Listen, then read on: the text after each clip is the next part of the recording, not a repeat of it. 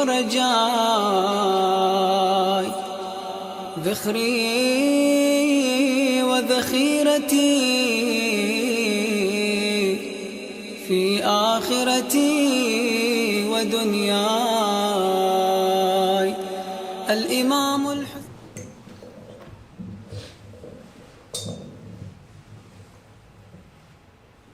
صلوا على محمد وآل محمد. اللهم صل على محمد. أعوذ بالله من الشيطان الرجيم. بسم الله الرحمن الرحيم. الحمد لله رب العالمين، والصلاة والسلام على أشرف الأنبياء والمرسلين، حبيب قلوبنا وطبيب نفوسنا الذي سمي في السماء بأحمد وفي الأرض بأبي القاسم المصطفى محمد. اللهم صل على محمد وعلى آل بيته الطيبين الطاهرين المعصومين المنتجبين، ولعن الله على أعدائهم أجمعين من يومنا هذا إلى قيام يوم الدين. فقد قال الله تبارك وتعالى في كتابه المجيد وفرقانه الحميد وقوله الحق. بسم الله الرحمن الرحيم. ولا تحسبن الذين قتلوا في سبيل الله أمواتا بل أحياء عند ربهم يرزقون. صلوا على محمد وآل محمد. اللهم صل على محمد وآل محمد. أعظم الله أجورنا وأجوركم بمصابنا بالحسين عليه السلام، وجعلنا وإياكم من الطالبين بثاره مع وليه الإمام المهدي من آل محمد عليه السلام. اللهم صل على محمد وآل محمد. الحمد لله الذي جعلنا من المتمسكين بولاية أمير المؤمنين علي بن أبي طالب والأئمة عليهم السلام. اللهم صل على محمد وآل محمد. Community believers, brothers and sisters, Assalamu alaikum wa rahmatullahi wa barakatuh. 1446 Hijrah in this majlis in Nelson Imam Barga, third majlis. We are thankful to Allah subhanahu wa ta'ala, we are grateful to Allah subhanahu wa ta'ala that again He has given us yet another chance. Every day is a chance. Not chance, but blessing from Allah subhanahu wa ta'ala, that He has given us the opportunity to continue to commemorate the Shahadat of Aba Abdullah. For that, we just recited this dua in the beginning of the talk, and remember these sentences, these two sentences, make them part of your speech, for example, or in your heart, and engrave them in your heart. Alhamdulillahi alladhi ja'alna min al-mutamassikeen bi wilayati Amir al-Mu'minin. This is the greatest ni'mah that we have got. Whenever you feel low, whenever you feel for example, that you are deprived of something, remind yourself, Allah subhanahu wa ta'ala has given us this ni'mah. And there was a conversation between our sixth holy Imam and one of his students who is also a leader of a fiqh. Salawat ala Muhammad wa ali Muhammad. Allahumma salli ala Muhammad. When he asked about the tafsir of this ayat, Bismillah ar-Rahman ثُمَّ لَتَسْأَلُنَّ عَنِ يَوْمَئِذٍ عَنِ النَّعِيمِ. On the day of judgment, you will be asked a question about the ni'mah. And his student, who is also a leader of another fiqh, he said, he was the opinion of the opinion that Allah subhanahu wa ta'ala will ask about, food and drink and fruits and type of things we ate. Do you think that this is the ni'mah that Allah subhanahu wa ta'ala will ask? Do you think that this is the ni'mah that Allah subhanahu wa ta'ala will ask about on the day of judgment? So he said yes. The Imam said, no, this is not the ni'mah that Allah subhanahu wa ta'ala will ask. The ni'mah is the wilayat of Muhammad and Ali Muhammad salawat.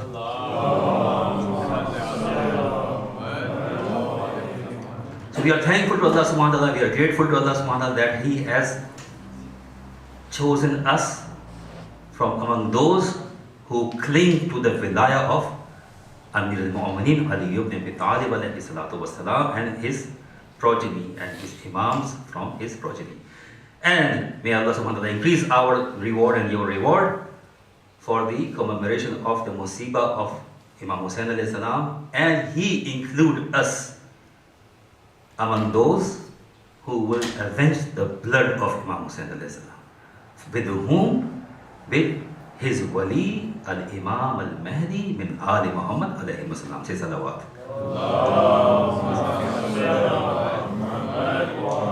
So the topic that we were discussing in the past 2 nights was about the Sha'ar Allah, and we moved ahead and we talked about the qalb. Then we moved ahead, we talked about the taqwa of the qalb, and then we tried to find out in the little time that we had that, what is this qalb? This qalb is not this pumping organ that I have got in my body, but the qalb of my ruh, my nafs, which is what? The hidayah, which is the markaz of the hidayah, because the job of the organ which is in our heart, in our chest, physical organ, the heart, the cardiac muscle, the cardiac organ. The job of that organ is what? To keep this body alive. Alright? It is pumping the blood. If the blood doesn't reach to any part of the body, that part of the body will die. And if the heart stops itself, the whole body dies. Same is the case with that spiritual heart, which is mentioned everywhere in Quran. And we talked about specifically Qalb Salim. The Qalb Salim is the spiritual heart which is pumping the nur of Hidayat to our spiritual wujud. So if taqwa is in that qalb, so that will be pumped all over our spiritual body. But if that heart, if that heart is devoid of nur, may Allah protect our iman. If that heart is devoid of iman, then our spiritual wujud, our spiritual existence is nothing but a fuel of hellfire. Say salawat.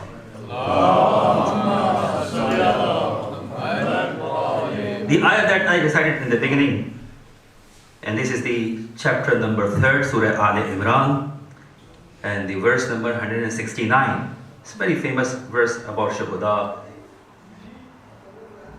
and where Allah subhanahu wa ta'ala says, Bismillahir Rahmanir Rahim, وَلَا تَحْسَبَنَّ الَّذِينَ قُتِلُوا فِي سَبِيلِ اللَّهِ. Think not those who died in the way of Allah subhanahu wa ta'ala. Do not consider them who were killed in the way of Allah subhanahu wa ta'ala. Fi sabilillah. Sabil is what? The effort, the journey of life, the way of life, the time that we pass. All of our life, if it is in the service of Allah subhanahu wa ta'ala, and during this service of Allah subhanahu wa ta'ala. So whatever we are doing, it's not only that we are fighting. Yes, the ayat is specifically, literally about fighting, but if you are serving Allah subhanahu wa ta'ala, you are in the service of Allah subhanahu wa ta'ala, in this sabil, in this rah, in this journey, if someone is killed, what happens? Even if this body stops breathing, and that's another story. People who are martyred, even their bodies don't die. There is another discussion, because we have got several evidences when somehow the graves were opened by accident and people found that those ajsad were still alive. Alive doesn't mean, for example, they were breathing, but they did not decompose. The bodies were fresh after hundreds or even thousands of years. The bodies, the earth, the soil, the insects, and the other animals in the grave, they did not touch those bodies. Fresh blood came out. The fresh blood came out, and it is evident. It is not, for example, I'm bringing some fairy tales. No, this has happened, and we have got, and you can check There are many references. But that is what? That is just the body. Allah subhanahu wa ta'ala is saying that do not consider them dead. Yes, even in the body which is, for example, for the consumption of this world, because that jasad, that badan, was a vessel in which a very, very noble soul lived in it. Just because that soul lived in that body, Allah subhanahu wa ta'ala raised the status of that body, that earth is not allowed to rot this. Imagine what is the status of their ruh. Imagine what is the status of their soul. When the body, which is, for example, this is the physical, or we say this is scientific, or maybe, for example, the carbon organic composition of flesh and blood that makes the body, and it's the science that once the heart stops pumping and the fresh blood is not going into the body, that part will start to decompose. Even if I'm alive, and if somebody, for example, tie a rope around your arm so tightly that the blood doesn't reach the fingers, slowly and slowly the organ will die and it will start to rot in this life. I'm living, but my hand will start to decompose. But these bodies, imagine this is the nobility and the honor of those arwah, of those nufus, that Allah subhanahu wa ta'ala has blessed those ajsad. And that is what we say. The three honors that Allah subhanahu wa ta'ala has given Imam Hussain al-Islam in this world, because he's Sayyidush Shuhada. He's not a normal martyr. Every martyr has got this kind of a status. Imagine what is the status of the chief of the martyrs, Sayyidush Shuhada. That the place where the body of Imam Hussain is buried. Imam Hussain is we don't have the idea that what he has the status in the other world, in the higher realm of the existence. But his body is buried where? In Karbala. But Allah subhanahu wa ta'ala made that place is what? That earth has become Khak-e-Shifa. That earth has become Khak-e-Shifa. And not only this, the Imamat Allah subhanahu wa ta'ala has placed in the progeny of Imam Hussain alayhi salam. Say salawat.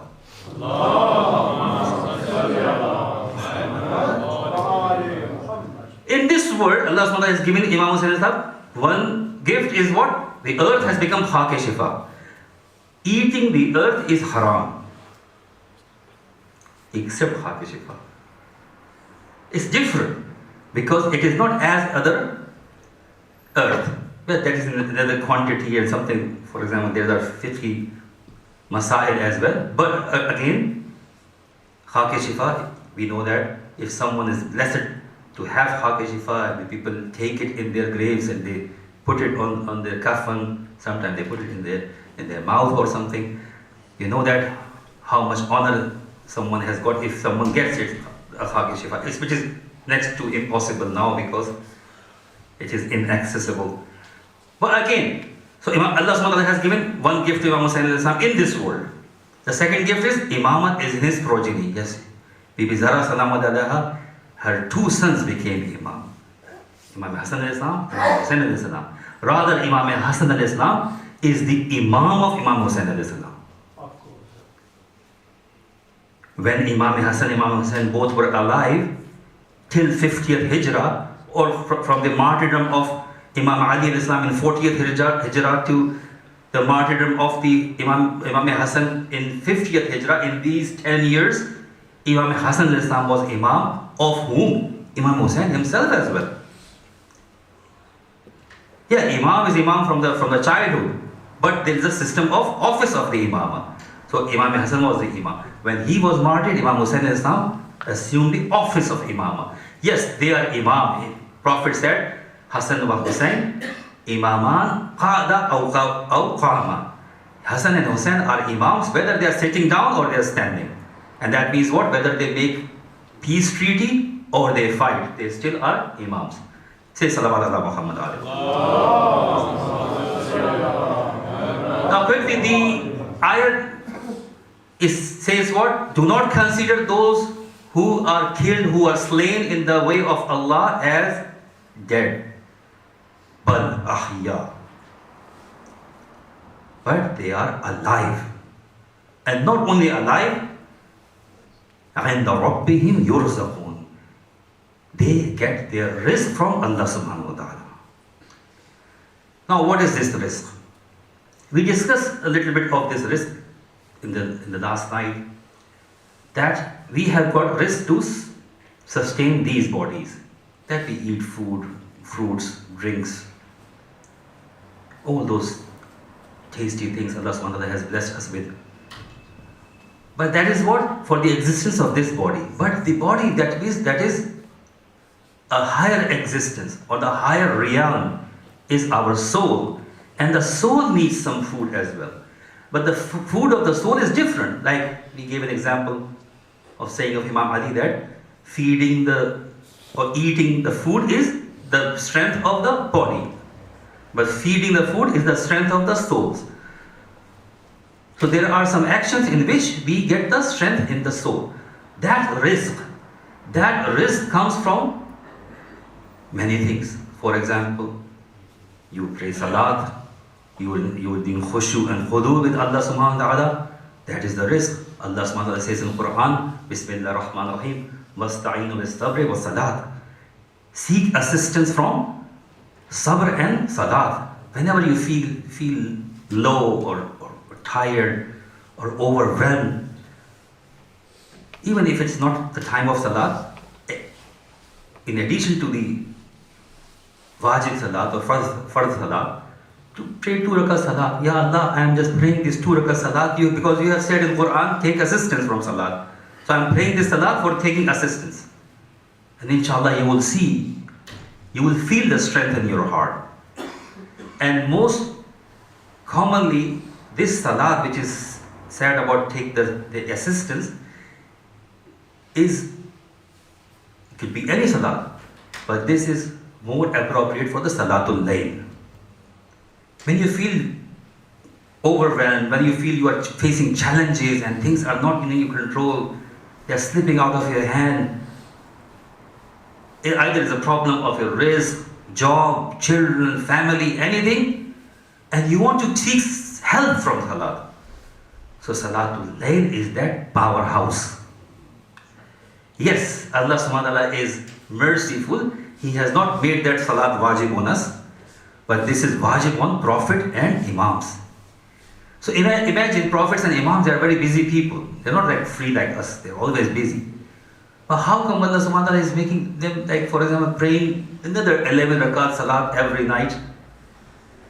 Do you think it is like, for example, if somebody can say maybe he's overburdening them?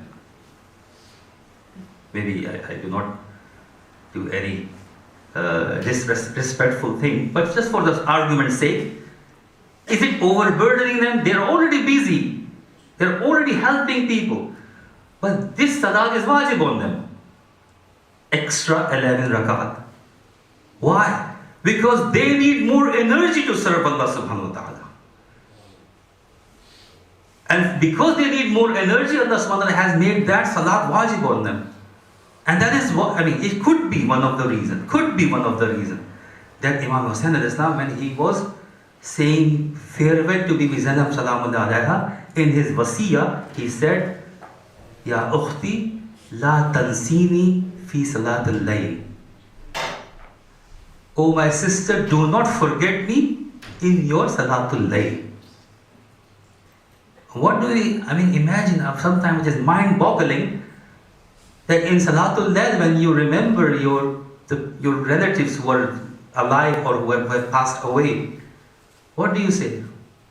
Allahumma gfirli, for example, Allahumma gfirli Khomeini wa liqui wa li bahijat. You just call ulama and then you say your uncles, your aunts, for example, who have passed away or alive, Allahumma gfirli. You keep on adding. You ask forgiveness for 40 mu'minin, whether they are alive or dead, or mix of those. At least you remember 40 names in your family and names of ulama, that you make dua for them, Allahumma gfirli, and you continue. But imagine Imam Hussain al-Islam is asking Bibi Zainab Salamullah to remember him in Salatul Layl. So that is a powerhouse. And that is why, what is it? Because it's a powerhouse, it's the rizq. the risk a person gets in his soul from this Salatul Layl is what? It will make the soul strong. Now he's able to face the challenges from the morning. When the day starts, he has already got the boost of those proteins. There's those spiritual proteins and spiritual, iron and vitamins and all those minerals. So those minerals which are helpful for these bodies are different, and the minerals for the spiritual food is different. So inshallah, whenever you feel like this, you can start Salatul Layl. And if it is hard for someone, for example, these 11 rakat is like hard, so you can start with, for example, one rakat of witr, just one rakat. Then you increase to 3 for one rakat of witr and 2 rakat of shafa. Then if you feel more inclined, then you do other 8 rakat, and inshallah, Allah subhanahu wa ta'ala will help. So if you start from little, you can gain it. And some fuqaha even permit to recite this mustahab salat while you're walking as well. Alright, you don't have to be on musalla. For mustahab salat, you can recite, but you check your marja, the masala of your marja, that if he allows all mustahab salat, or we can nafila salat basically, you can pray while you are maybe driving, maybe working, maybe working in kitchen, cooking food, washing the dishes, cleaning the house. So you can make niyyat, for example, and you say, I'm praying 2 rakat salat. For example, nafila of dhuhr qurbatan ilallah. So you can do it. Allah subhanahu wa ta'ala has made it easy. So these foods are basically the foods for the soul. So one food which is mentioned in the Azadari or in the Maktab of Ahlul Bayt, in Maktab Imamiyya, one great spiritual food for the souls is ziyarah. The institution of ziyarat of the shrines, ziyarat of ma'asumeen. All other ziyarat are on one side, and ziyarat of Imam Hussain Islam is on one side. Say salawat.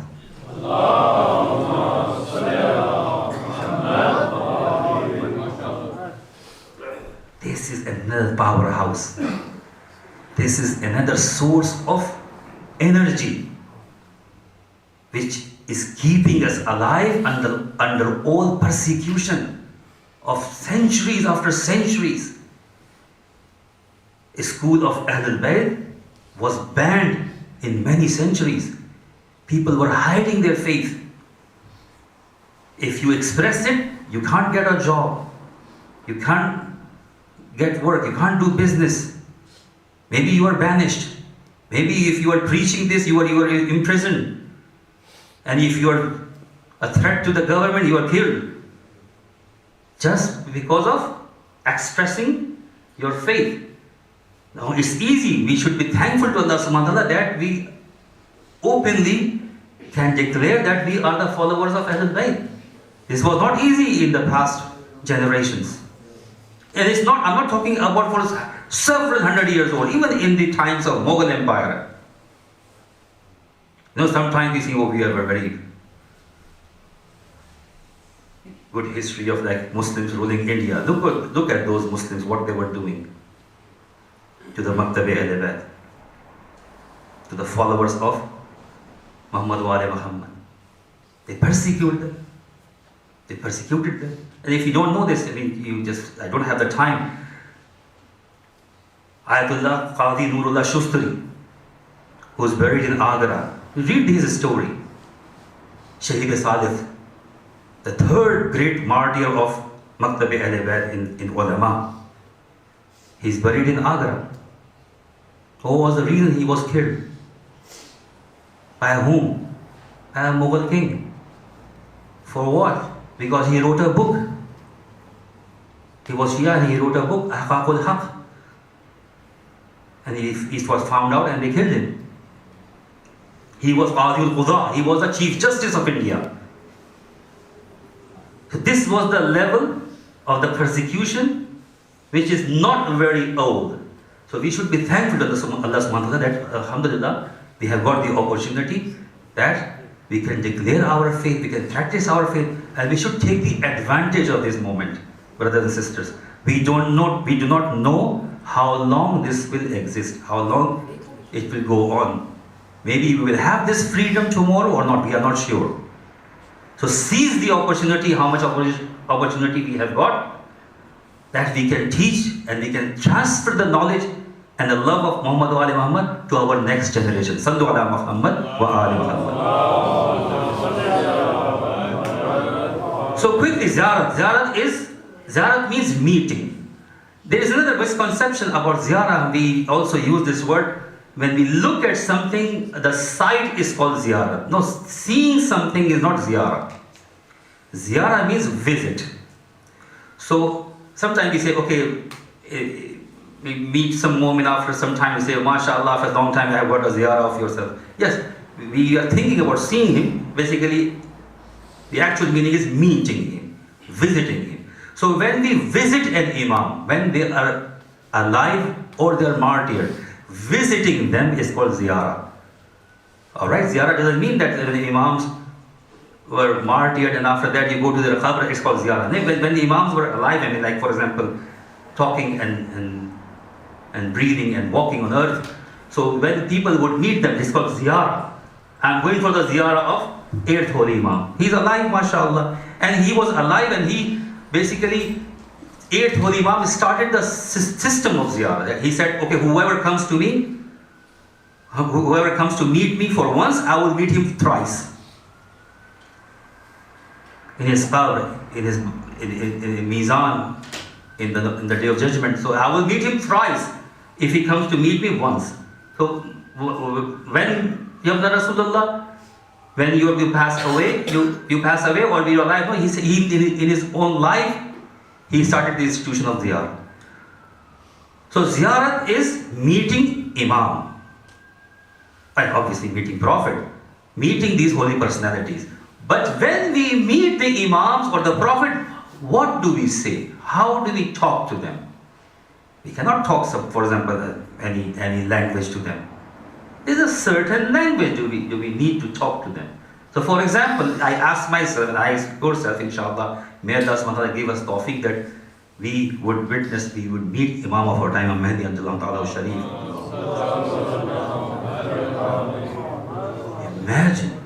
Imagine if we see the Imam of our time. How would we talk? What would we say? So Imams have given us this treasure of talking to them, and which is called these ziyarahs that we recite. So when we meet the Imam, what would we say? What would we say? What would we tell them? So that conversation or that dialogue or those sentences, those communications is already given to us. Just like Allah subhanahu wa ta'ala has revealed Quran, but in Quran He has placed Surah Al-Fatiha. Surah Al-Fatiha is what? He has taught us how the servants will talk to Allah subhanahu wa ta'ala. So Surah Al-Fatiha is from Allah subhanahu wa ta'ala. These are the Allah's words. But this is what, how would my servants would talk to me. Bismillahir Rahmanir Rahim. Alhamdulillahi Rabbil Alameen. Ar-Rahmanir Rahim. Maliki Yawmiddin. Iyyaka na'budu wa iyyaka nasta'in. Is from ourselves, isn't it? We are talking. But these are the words of Allah subhanahu wa ta'ala. That means He has taught us how to talk to Him. So ziyarah, or the words that the written ziyarahs are the words that are given to us through imams, that how would we talk to them? Except for one ziyarah. There is ziyarat Ashura, there is ziyarat Arba'in, ziyarat Jamia Kabira, ziyarat Nahiya. Alright, so we have ziyarat Arba'in, we have got several ziyarahs. I mean, the written ziyarah I'm talking about. The words that we recite. All ziyarah are on one side. And ziyarat Ashura is on one side. Why? Because other ziyarah, or the wording or the written ziyarah, are the words of imams. But ziyarat Ashura are not the words of imam. Ziyarat Ashura are the words of Allah subhanahu wa ta'ala. Allahu Akbar. Al-Qameh, who was the companion of our fifth holy Imam, Imam Muhammad Baqir alayhi salatu wassalam.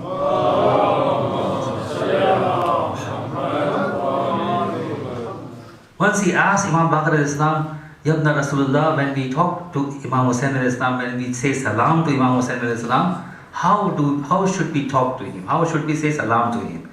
And Imam said that, okay, I am teaching you. I have heard from my father, he has heard from his father, he has heard from Rasulullah, and he has heard from Jibreel alayhi salam that Allah subhanahu wa ta'ala has said this. Ziyarat Ashura is Hadith Qudsi. This is Hadith Qudsi. Hadith Qudsi is what? Allah's words which are not in Quran. So all the kalam of Allah which is not in Quran. So in that sense, all the books of the past, heavenly books, those books, all Sahifa, all Wahi of Allah subhanahu wa ta'ala, and all sayings of Allah subhanahu wa ta'ala, which is not exactly in the Quran, is called Hadith Qudsi. So Ziyarat Ashura is Hadith Qudsi. And what is the reference of Hadith Ziyarat Ashura? The reference is from Shaykh Tus alayhi rahmah. So he has written a book, and in his book he has mentioned that Ziyarat Ashura's reference, that Al-Qameh has got this from Imam Baqir alayhi salam. He also mentioned that this is another companion of the sixth holy Imam, whose name was Safwan. So he reported it from the sixth holy Imam. So they both of the Imams, fifth and sixth, they have narrated Ziyarat Ashura for us. So now what are the merits of Ziyarat Ashura? I mean, there are many. There are many. One book is Kamil Ziyara. Kamil Ziyara, Ibn Qadaway, who has written that book, Kamil Ziyara, and he has organized a hadith about the merits of the ziyarah. And about Ziyarat Imam Hussain, he has a chapter, in the chapter number 54, he has brought 17 ahadith in the merit of Ziyarat Ashura. I will take one of them. Say salawat.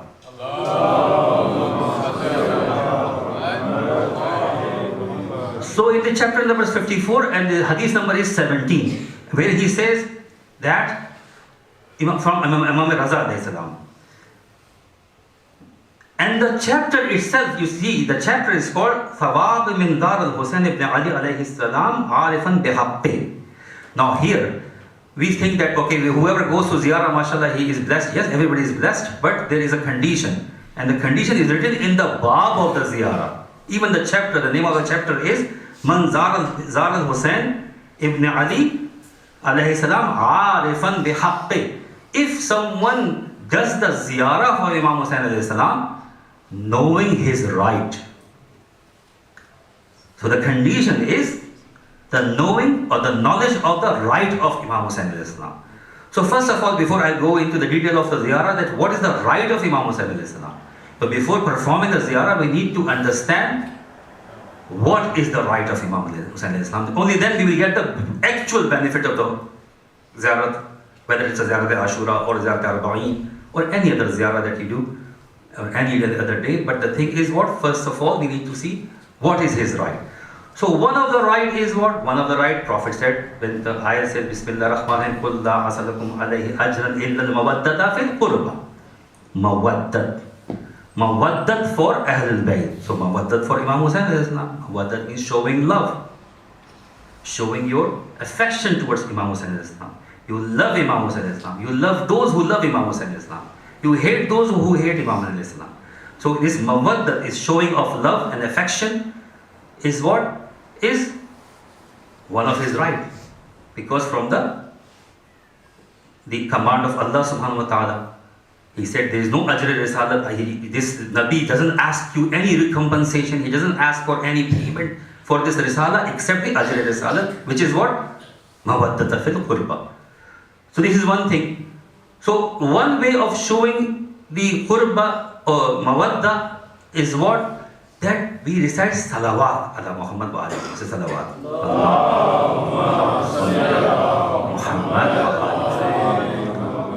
So increasing the salawat on Imam Hussain alayhi salam, this is one way of showing love to Imam Hussain alayhi salam. And if I miss, for example, we find an opportunity to recite salawat all over the day. It's not like, for example, in Muharram, when you're sitting in majlis or Imam Barga, then you recite salawat. No, whenever you recall Imam Hussain alayhi salam, you say, Sallallahu alayka ya Aba Abdillah. Allahumma salli ala Muhammad wa ali Muhammad. Assalamu alayka ya Aba Abdillah. I mean, it's like, make a part and parcel of yourself. At least I can take one box. Oh, Imam Hussain alayhi salam, I'm showing my mawadda. Yeah? Because the next steps are difficult. So before we go to the difficult, so first we need to do the easy. If we don't do the easy ones, we won't be able to do the difficult ones. So increase the salawat on Prophet and his family, and especially for Imam Hussain alayhi salam. So this is one way. Now, Arifan bihaqqi. Now, what is the right? He is our Imam. So what is the right of Imam on us? And that's the difficult part. Because we all accept that Imam Hussain, first Imam is Imam Ali, and second is Imam Hussain, third is second is Imam Hassan, third is Imam Hussain, fourth is Imam Ali ibn Hussain. We teach the names of the Imams to our children. Inshallah, if in this part of the world when parents are so busy, so I still expect, mashallah, this community is very active with madrasa and Imam Barga, I know that, but it's a challenge in this part of the world to teach them the knowledge of Muhammad and Ali Muhammad. Yes, mashallah, we teach them the names, but how much ma'rifah we have got of these Imams? And we just take one example or one reference from how did we know about this Imam. And we go back to Ghadir. Few days back you celebrated Ghadir on the 18th of the Dhul Hijjah. And there was a question that the Prophet asked those people in front of him, about 120,000 people who were Muslims doing Hajj with Prophet. Imagine what kind of honor they have got. They are looking at Prophet. With the simple definition, they are all ashab. So Prophet asked a question after giving a 2.5 hours long khutbah in scorching sun.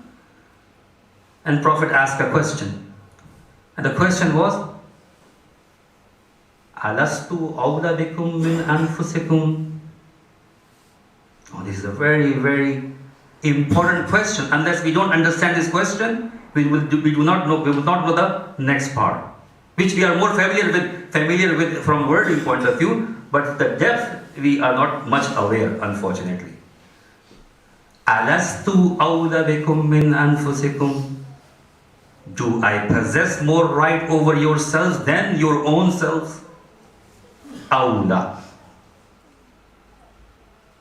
Do I possess more right over you, more than your own selves? And the companions, the Muslims, they said, Qalu bala, Ya Rasulullah, yes. Yes, you have more rights on us than we possess on our own selves. I do not have more right on my own self that my Prophet has. So here Prophet did not ask about, do you accept me as a prophet? Do you accept me as a messenger? No, he used another thing. He said, Awla bikum min anfusikum. Do I possess more right over you? They said, Qalu bala. As soon as they said Qalu bala, he said, Man kuntu mawlahu. Whoever has taken me as a mawla like this, fahada aliyun mawla. Say salawat. Allahumma salli ala Muhammad.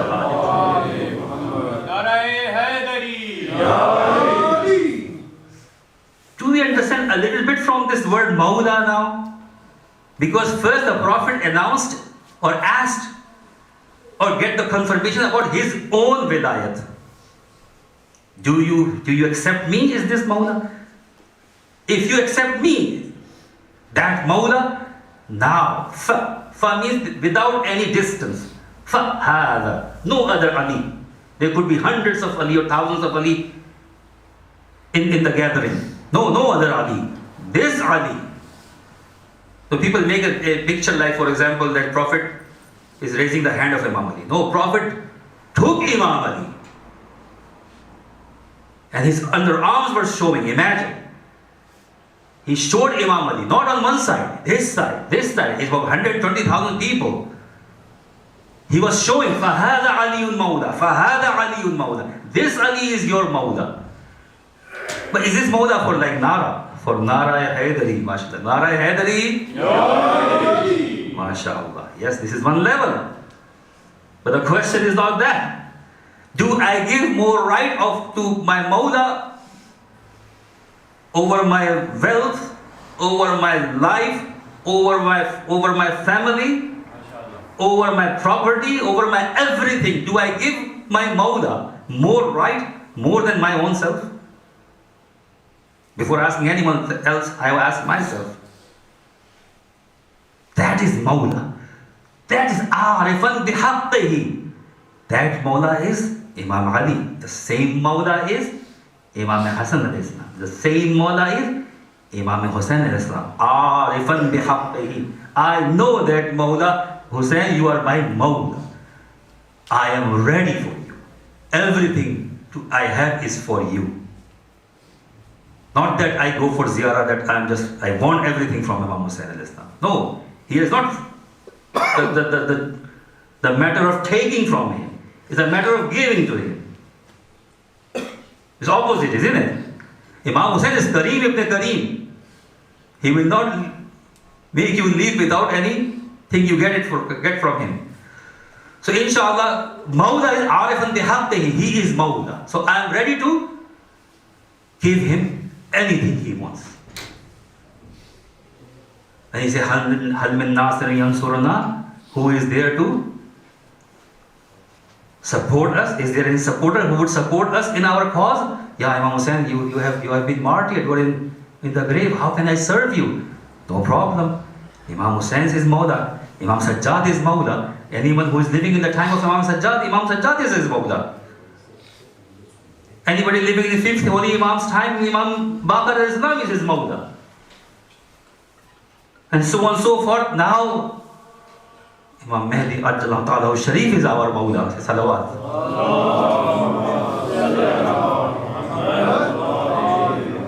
In one of the ziyarah, there is a word called Nusrati Lakum Mu'adda.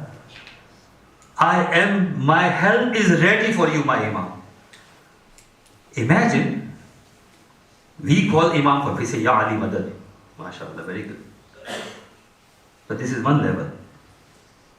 The level above is what we are ready to help Imam Ali. I mean, you say, how can I think about it? Well, Imam Hussain asked for our help. That's a higher level. The people who were asking from the madad from Imam Hussain al-Islam, maybe they were in thousands and hundreds of thousands. But those who were ready to give help to Imam Hussain al-Islam were 71. The closest ones are those. So if you want to increase our level or increase our nearness to Imam alayhi salam, is what? We are ready to support him. We are ready to help him. Yes, he is Qarib ibn Qarib. We will get the help from him. Kareem is the person, Kareem and Sakhi, there are two words in Arabic. Kareem and Sakhi. What's the difference? Sakhi is the person, if someone comes here and says, please, I'm hungry, I'm thirsty, I have no clothes, please give me. And then you help. That person is Sakhi. Kareem is what? He does not wait for the person to ask. He looks at him and he helps. That's Kareem. Ahlul Bayt are not Sakhi. They are on next level. They are Kareem. You don't have to say, Imam Hussain, my family is having trouble. Imam Hussain, do this. Imam Hussain, do that. He is Kareem, Baba. You are ready. Imam Hussain, I am for you. I am available, my Mawla. He knows my state. He will help me. He is Kareem ibn Kareem. So that's the ziyarah. When someone does the ziyarah in that state, then what happens? Now Imam says, Imam Raza al-Islam, say salawat.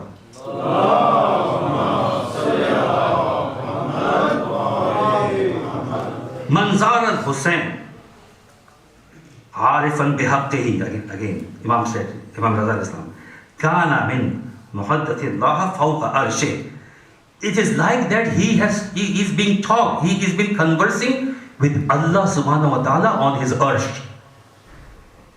If someone does ziyarah of Imam Hussain alayhi salam, knowing his right is as if he is meeting Allah subhanahu wa ta'ala, talking to Allah subhanahu wa ta'ala on his arsh.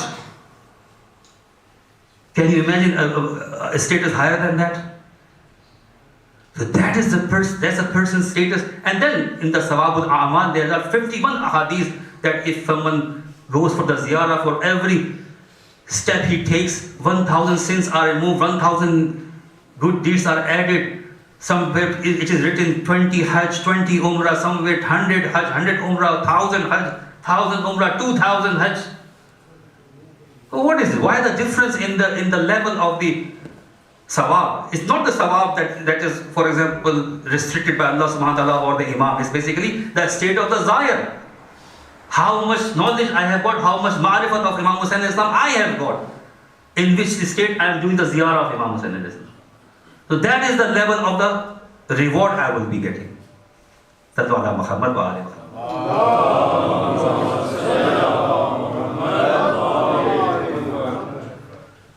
Quickly, my brother, the Maulana is here already.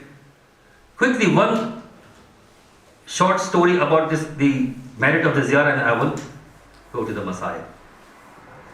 You know, in the Mafadihul Jinan, in the merits of the Ziyarat Ashura, a story is narrated about a person who was a caretaker of Najaf Imam Marika. Najaf, Shrine of Mullah Ali in Najaf. So his name was Mullah Hasan Yazdi. So Mullah Hasan Yazdi was a caretaker, and his friend was Muhammad Ali Yazdi. So he reported that Muhammad Ali Yazdi, who was his friend, he was from Yazd, and in Yazd there is a place called Mazar where the ulama are buried, and people go there to pay the respect, to do the ibadat in Yazd. The people who have gone to Iran and they have visited that place, they might know it already.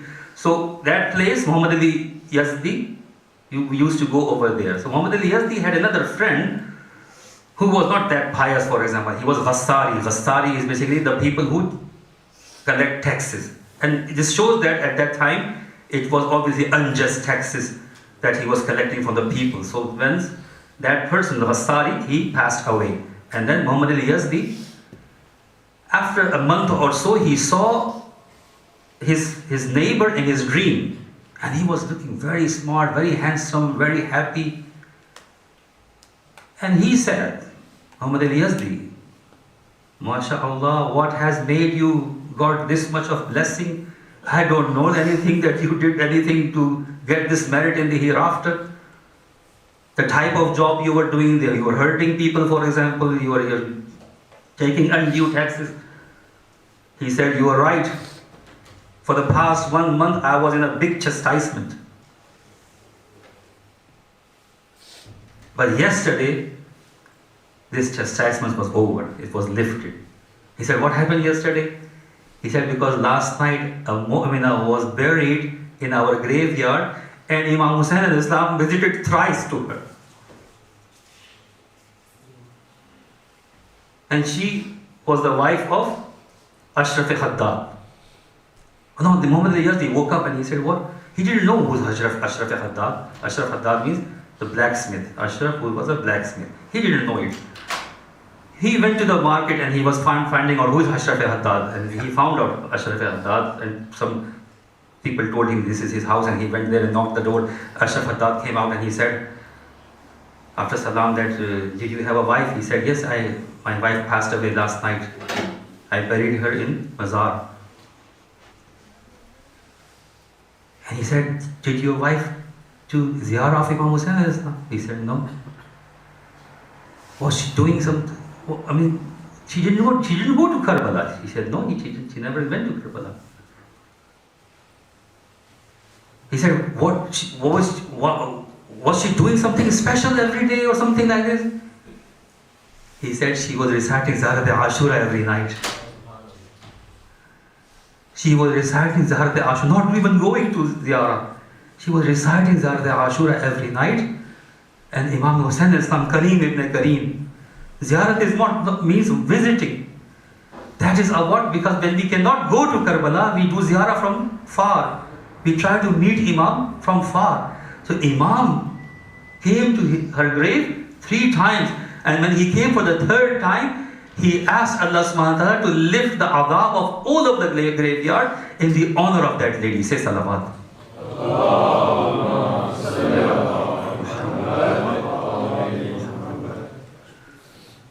So what is in Zarat Ashura that makes it so much blessed? I will just take one sentence and inshallah we'll move forward. So when you recite Zarat Ashura, there's so many ways of reciting it. Inshallah, Maulana will tell you as well. You can do it for your haja, you can do for your problems. But that is what a lower objective. The higher objective is closeness to Imam.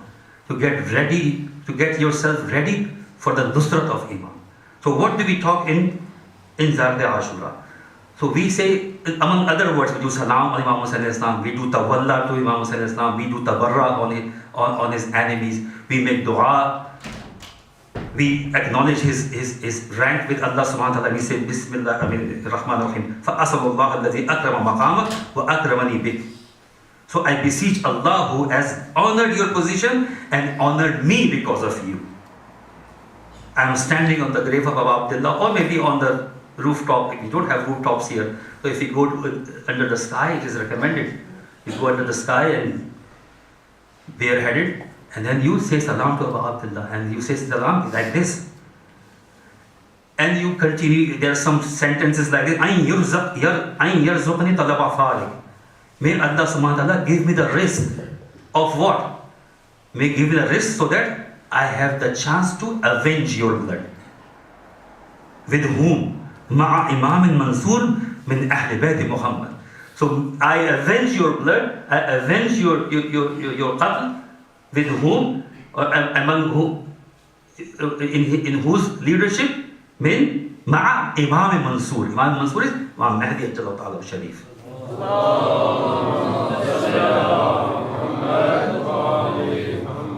So this is my honor that I'm closing myself with Imams, I'm doing la'ana on his enemies, and I'm saying that Imam, I am among those, and I will be avenge your blood with Imam Mansur, Imam Huda, Imam Mahdi. So that is the closeness, and that is the covenant that we recite. And no one has obviously, no one showed this kind of loyalty and closeness and bravery and sincerity like Shuhada Karbala they did with their Imam.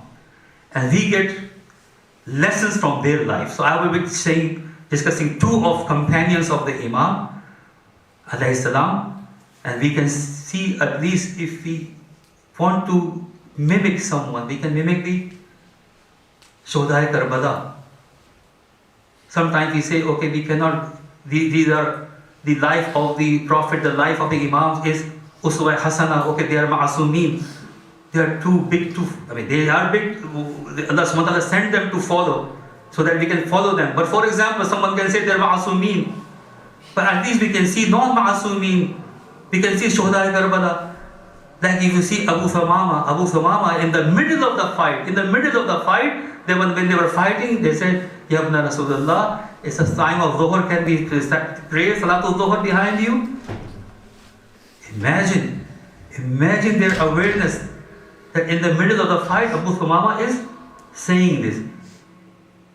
Allama Naqtan, there was a big alim in India, and he was reciting, and he said that Imam replied, La na'am. When you asked me, the time of Dhuhr was not entered. But when I said La, the time entered. Because it's not possible that someone else notices the time of the Salah and Imam doesn't know it. So Imam still said, may Allah subhanahu wa ta'ala include you in Muslim. This is the state of the companions of Imam. And when the Imam was making the Jama'at, he asked Syed ibn Abdullah al-Hanafi and Zuhair ibn Van, two of his companions. Why? Because the Umar Saad asked that if Hussein will pray namaz, these many of the people we have brought them here, and we have said that these are rebels. They are out of the fold of Islam. They will turn away, then they will turn away from us if they see Imam Hussein is praying. So destroy this Jamaat. So they started to shoot arrows. Then when they start to shoot the arrows, Imam asked two of these companions, Syed and Zuhair ibn Qan, can you stop the arrows in the front so that we can pray namaz? No, he just honestly asked. This is the reflex that if some arrow or something comes towards you, you duck it. But these two companions of Imam, they overcome over the nature of the human body. When the arrows were coming up, they were stopping the arrows on their chests. Syed and Zuhair ibn Qan, they were stopping the arrows. Imam is praying. Imam's companions, Ahlul Bayt, they are praying Salat, and these two companions, they are stopping the arrows. And once Imam has finished the Salat, Syed and Zuhair, they fell on the ground. Syed said, Ya Aba Abdullah, was I loyal to you, Aba Abdullah? Was I loyal to you, Aba Abdullah? He said, Wafayda, Ya Wafayda, Da'am Wafayda. One of the Zakir, he said, when we say, Ya Aley, kuntu ma'akum fa'afuz ma'akum, when we say in ziyarah, oh the martyrs of Karbala, had I been in Karbala, I would do the same thing. I would get the same success that you have got. He went to the sleep, and he saw that Imam is praying. Imam is praying in the Karbala. He said, okay, stand in front of me and stop the arrows. And when the arrows were coming, he moved from the arrow, and the arrow hit the Imam. Imagine he woke up and he did tawbah. Nobody can become the Shuhada Karbala because they are unique. They are unique. Imagine they were the loyal companions.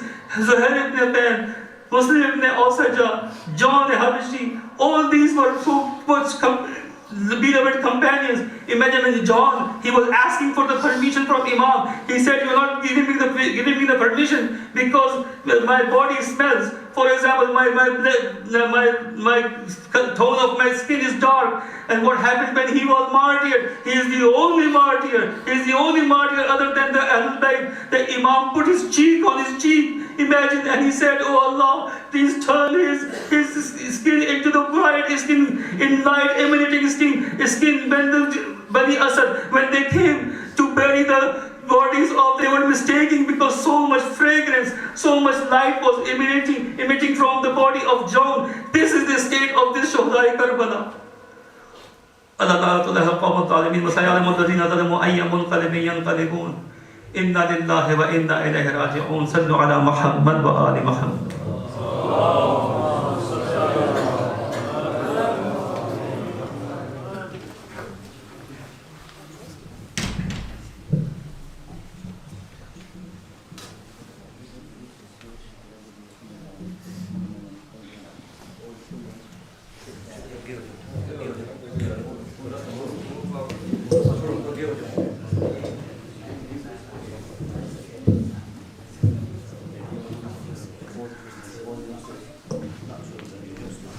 درود بر محمد و آل محمد.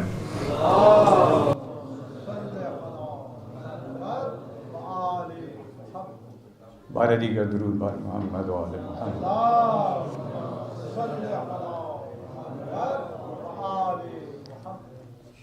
تمام مومنین جو شاید hall میں یا آگے پیچھے کھڑے ہیں، آپ سے گزارش ہے کہ یہ عزا فرش عزا پر تشریف لے آئیں. ایک دفعہ پھر درود بھیجیں محمد و آل محمد.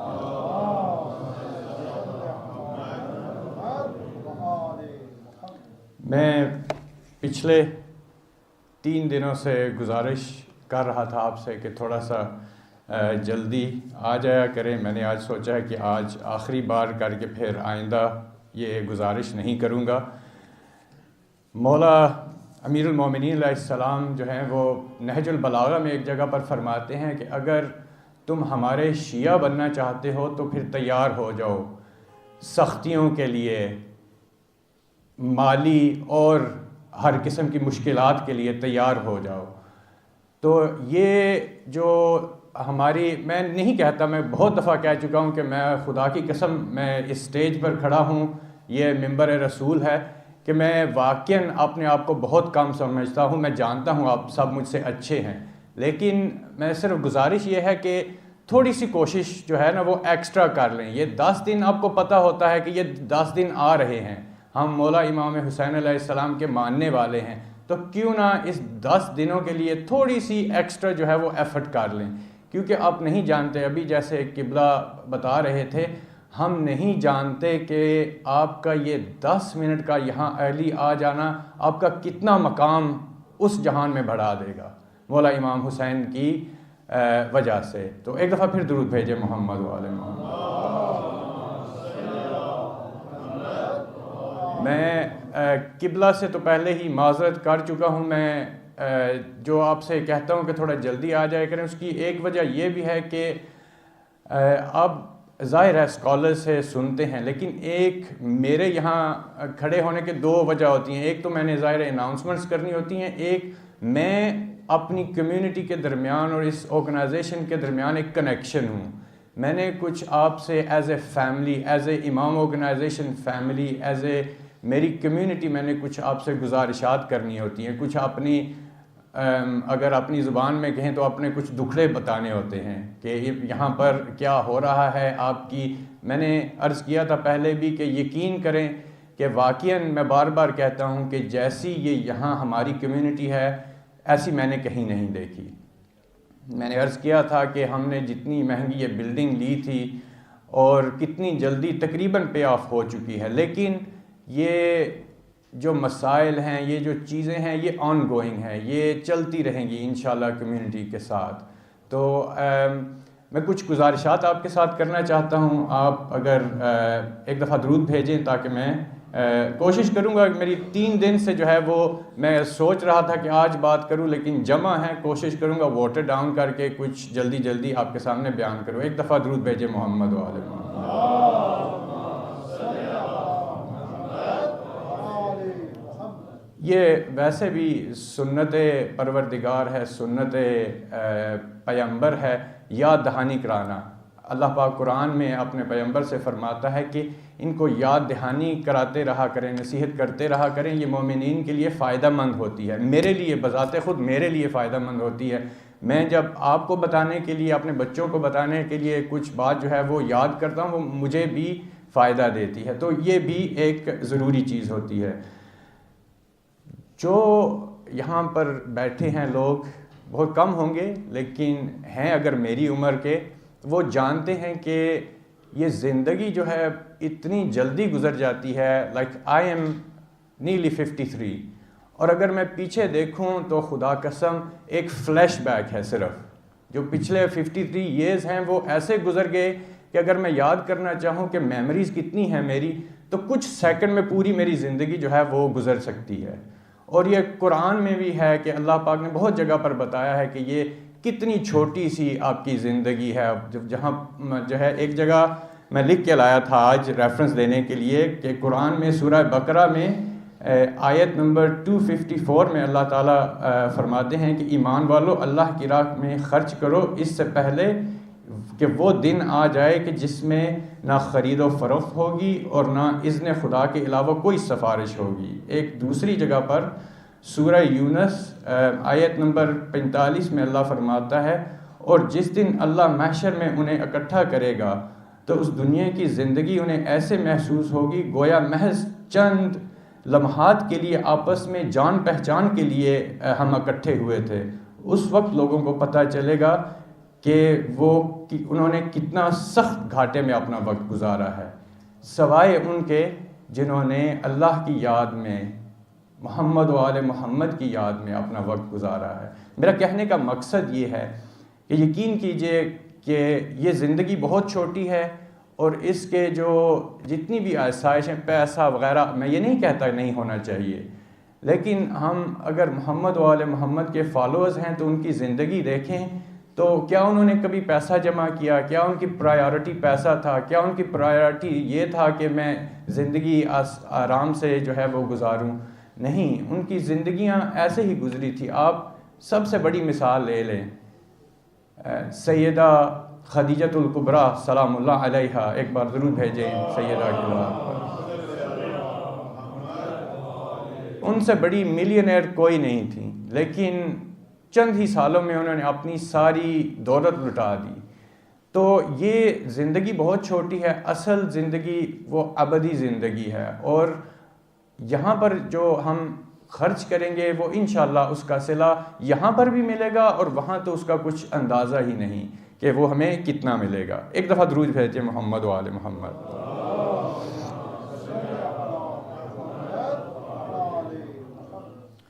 یہ بلڈنگ جو ہے اس کا ہم ہر سال آپ کو، جب مومنین اوبویسلی اکٹھے ہوتے ہیں، ہم عید پر اکٹھے ہوتے ہیں یا محرم میں اکٹھے ہوتے ہیں، تو ہم نے آپ کو بتایا تھا کہ کتنے پیسے پچھلے سال رہ گئے تھے مورگیج میں سے۔ اب الحمدللہ آپ لوگوں کی سپورٹ کی وجہ سے صرف 73,000 رہ گئے ہیں مورگیج میں، 73,000۔ اور ہمارا ایک پروجیکٹ ہے جو بہت ضروری ہے، جس کی وجہ سے جو پہلا آئیڈیا جب ہمیں آیا تھا کہ یہاں پر ایک ہماری اپنی ایک اور امام بارگاہ ہونی چاہیے تھی، وہ آئیڈیا چلا تھا کہ یہاں پر اگر ہمارے کسی کا کوئی پیارا فوت ہو جائے تو ہمارے پاس تو غسل میت کے لیے، جنازے کے لیے بھی جگہ نہیں ہے اتنی، تو ہمارا اگلا پروجیکٹ ہے یہاں پر، ہم سب کی ضرورت ہے، ہم سب نے چلے جانا ہے، تو غسل میت کے لیے ہم یہاں پر ایک جگہ بنانا چاہتے ہیں، وضو خانہ بنانا چاہتے ہیں۔ اگر کوئی بھائی یا بہن اس کو چیک کرنا چاہے کہ ہمارا پلان کیا ہے، اس کی ڈیٹیلز لینا چاہے، تو وہ ہمارے نائب صدر بھی ہیں چودھری شاہد صاحب، آپ ان سے رابطہ کریں، وہ آپ کو فل اس کا بتائیں گے کہ ہم وہ اس کا پورا ڈیٹیلز کیا ہیں۔ لیکن اس کے لیے ہمیں تقریباً 20,000 پاؤنڈ جو ہیں وہ چاہیے اس کو بنانے کے لیے، اور 73,000 ہمارے جیسے کہ میں نے عرض کیا کہ رہ گئے ہیں مورگیج میں سے، تو یہ ملا کر ہو گئے 93,000 پاؤنڈ۔ یہ اگر ہم ہمت کریں، اور میں نے جیسے پہلے بھی 2-3 بار آپ سے عرض کیا ہے کہ دس از این امیزنگ کمیونٹی، ہم باہر گئے ہی نہیں کہیں، ہم نے کسی سے باہر جا کے مانگا ہی نہیں آج تک، ہماری اپنی کمیونٹی نہیں، الحمدللہ پچھلے 4 سالوں میں ہمیں اتنی سپورٹ دی ہے کہ ہمیں ضرورت ہی نہیں پڑی، اور ہم امید کرتے ہیں کہ آپ آئندہ بھی ہمیں اسی طرح سپورٹ کرتے رہا کریں گے، اور اسی طرح ہمارے ساتھ تعاون کرتے رہا کریں گے، اپنی نجات کے لیے بھی، اپنے بچوں کی نجات کے لیے بھی، اور خیر و برکت کے لیے بھی۔ تو انشاءاللہ ایک دفعہ درود بھیجیں محمد و آل محمد کی ذات۔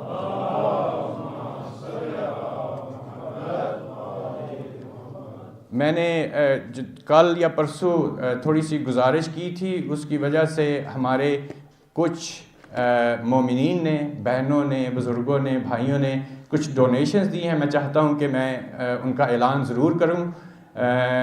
ہمارے قبلہ نجم الحسن نقوی صاحب جو یہاں کے ظاہر ہے سرپرست اعلیٰ ہیں، انہوں نے 1,000 پاؤنڈ جو ہے وہ ڈونیٹ کیا ہے۔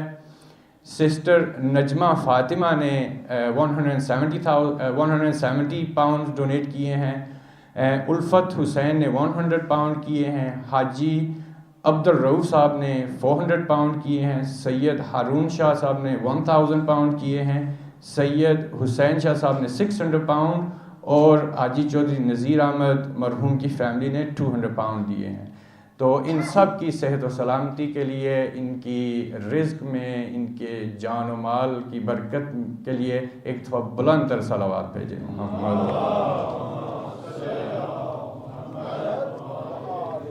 میرا ایک بھائی 2 دن سے کچھ کلام پڑھنے کے لیے انتظار کر رہا ہے، اگر وہ ہے یہاں پر، can you raise your hand؟ ہاں یہاں پر ہے، ماشاءاللہ، ایک دفعہ درود بھیجیں محمد و آل محمد۔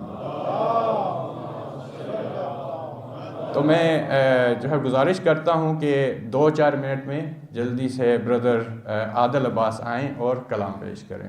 ایک دفعہ پھر درود بھیجیں محمد و آل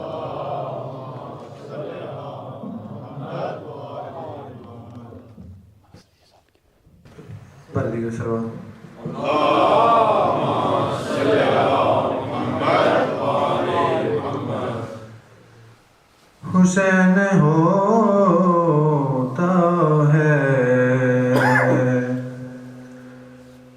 جہاں میں صبح ہو مسایا، حسین ہوتا ہے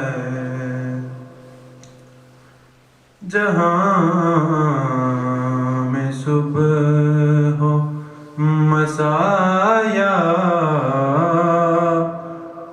حسین ہوتا ہے.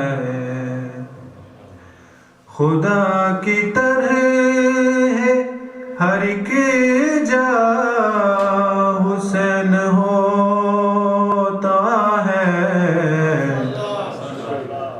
جہاں میں صبح ہو مساء یا حسین ہوتا ہے. جبین خلد بری پر لکھا ہے یہ مصرع. جبین خلد بری پر لکھا ہے یہ مصرع. علی ہو باپ تو بیٹا حسین ہوتا ہے. جہاں میں صبح ہو مساء یا حسین ہوتا ہے. میں ذوالجناح کا لیتا ہوں جس گھڑی بوسہ. میں ذوالجناح کا لیتا ہوں جس گھڑی بوسہ. میری نگاہ میں میرا حسین ہوتا ہے. جہاں میں صبح ہو مساء یا حسین ہوتا ہے. میں حر کو پڑھتا گیا, میں حر کو پڑھتا گیا اور یہ سمجھتا گیا. میں حر کو پڑھتا گیا اور یہ سمجھتا گیا. خدا بھی اس کا ہے جس کا حسین ہوتا ہے.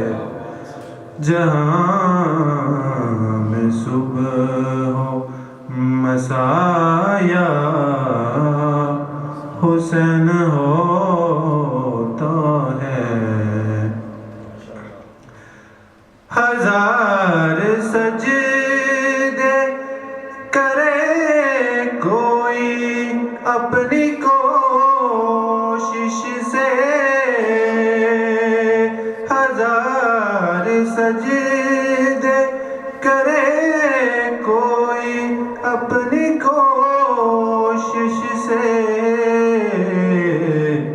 حسین بن نہیں سکتا حسین ہوتا ہے. جہاں میں صبح ہو مساء یا حسین ہوتا ہے. وہ جس کی لاش سے بچے لا الہ الا اللہ.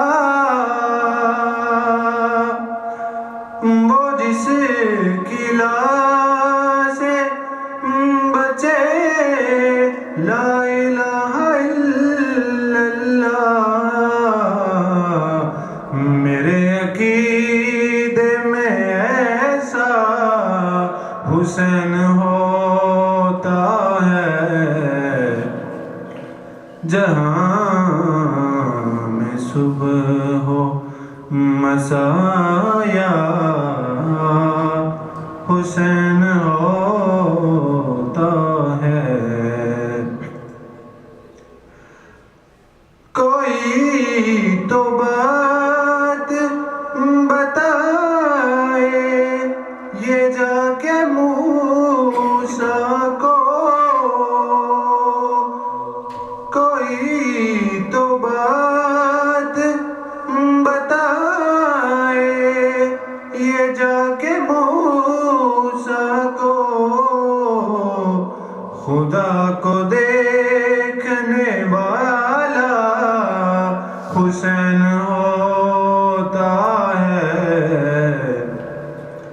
جہاں میں صبح ہو مسایا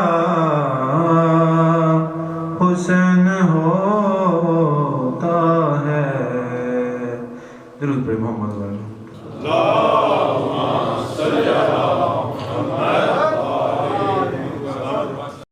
اللہ سلامت رہیں. بہت خوبصورت کلام پڑھا ہے ماشاءاللہ.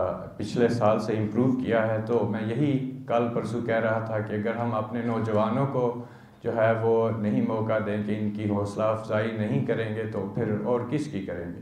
ایک دفعہ پھر درود بھیجے محمد و آل محمد کی ذات. اب میں بغیر کسی اور تمہید کے گزارش کرتا ہوں قبلہ مولانا قارب حیدر آبدی صاحب سے کہ وہ آ کر آپ سے خطاب فرمائیں. ایک دفعہ پھر درود بھیجے محمد و آل محمد.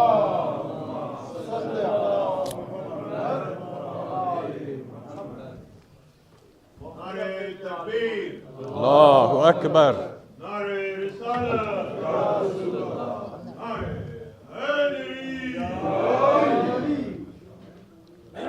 پانی ٹھیک ہے ٹھیک ہے گرم ہے پانی گرم ہے ٹھیک ہے.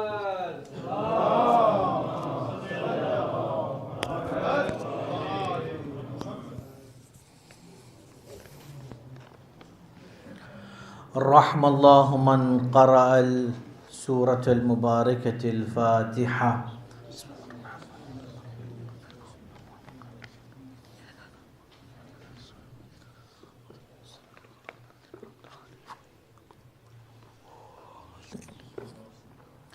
لا حول ولا قوة إلا بالله العلي العظيم. أعوذ بالله من الشيطان الرجيم. بسم الله الرحمن الرحيم. الحمد لله رب العالمين وهو الأول بلا أول كان قبله والآخر بلا آخر يكون بعده الذي قصرت عن نعته أوهام الواصفين وعجزت عن رؤيته أبصار الناظرين. ابتدع بقدرته الخلق ابتداعا واخترع على مشيئته اختراعا. الذي خلق الليل والنهار بقدرته وميز بينهما بقوته وجعل لكل منهما حدا محدود. ثم الصلاة والسلام على نبيه الكريم سيدنا ونبينا وأبي القاسم محمد.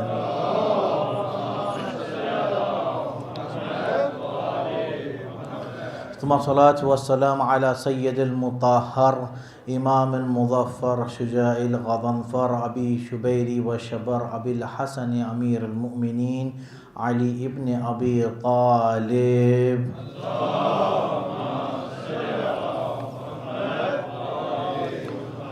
ثم الصلاة والسلام على أهل بيته الطيبين الطاهرين المعصومين المظلومين المنتخبين المنتجبين الذين أذهب الله عنهم الرجس ويطهرهم تطهيرا. أزور سيدي ومولاي ومعتمدي منكر فضائلهم من الآن إلى قيام يوم الدين آمين رب العالمين. أما بعد فقد قال الله تبارك وتعالى في محكم كتابه وقوله الحق. بسم الله الرحمن الرحيم. إن الله اشترى من المؤمنين أنفسهم وأموالهم بأن لهم الجنة. صلوات پڑھیں پر محمد و آل محمد.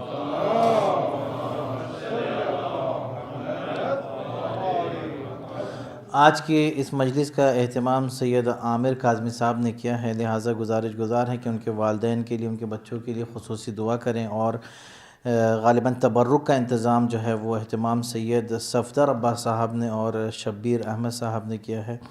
تو ان سب کی صحت و سلامتی کے لیے دعا کریں اور تمام مرحومین کے لیے اور ان بزرگوان جنہوں نے اس مجلس منعقد کی ہے. اور آپ اپنے تمام بزرگان کو جو ہے وہ مرحومین کو ایک مرتبہ سورہ حمد کی تلاوت فرما کر سب کو ارسال فرما. بسم اللہ الرحمن الرحیم. الحمدللہ رب العالمین الرحمن الرحیم مالک یوم الدین ایاک نعبد و ایاک نستعین اهدنا الصراط المستقیم صراط الذین انعمت علیہم غیر المغضوب علیہم ولا الضالین. صلوات پڑھیں پر محمد و آل محمد. مل جل کے ایک مرتبہ صلوات پڑھیں اگر محمد و آل محمد۔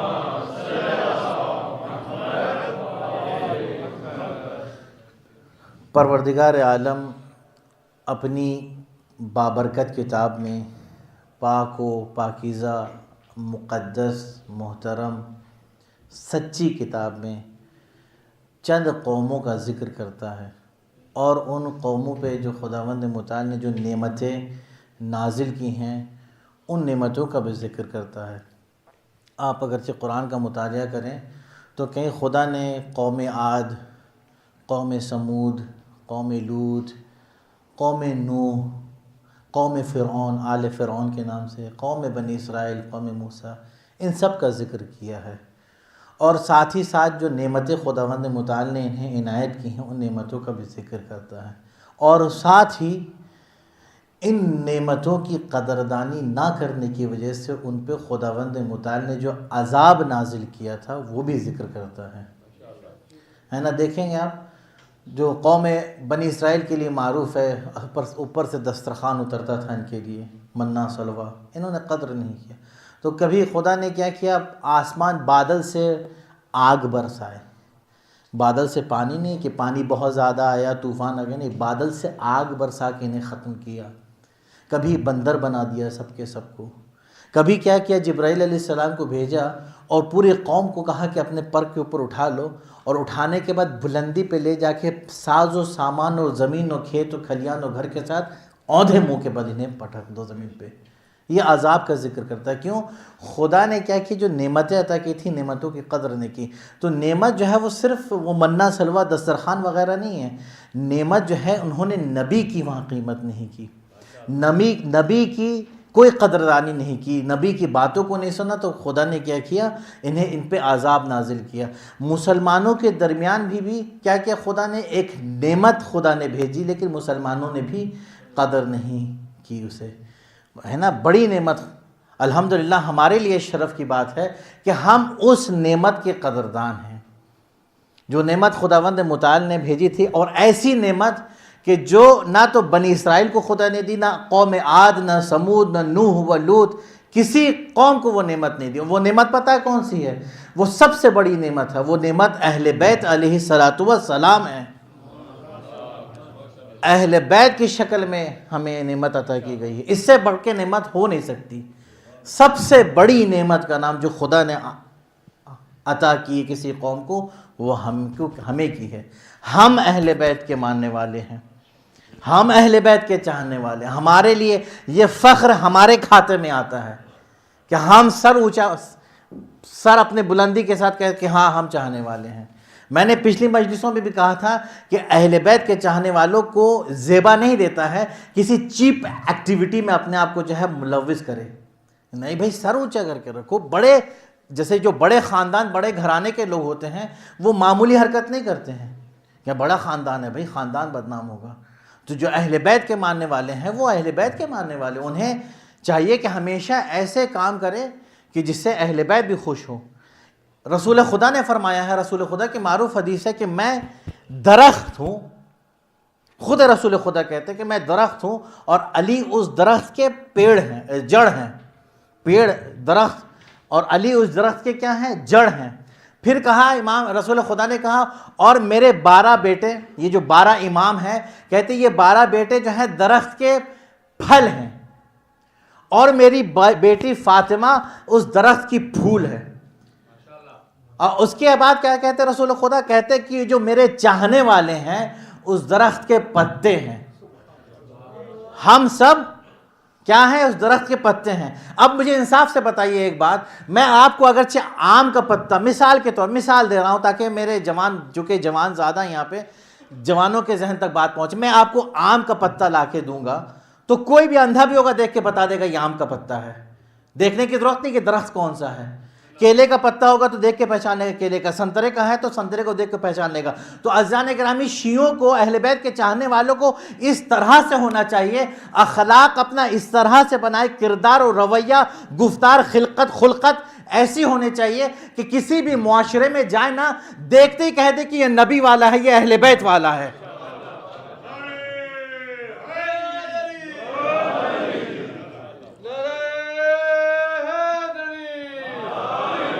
پھر آپ کے کیریکٹرسٹک ایسے ہونے چاہیے، ایکٹیویٹیز ایسی ہونی چاہیے کہ دیکھتے کہے کہ یہ جو ہے وہ شیعہ یا اہل بیت کا چاہنے والا ہے، یہ اس درخت کا پتا ہے، اہل نبی کا، نبی والا ہے یہ۔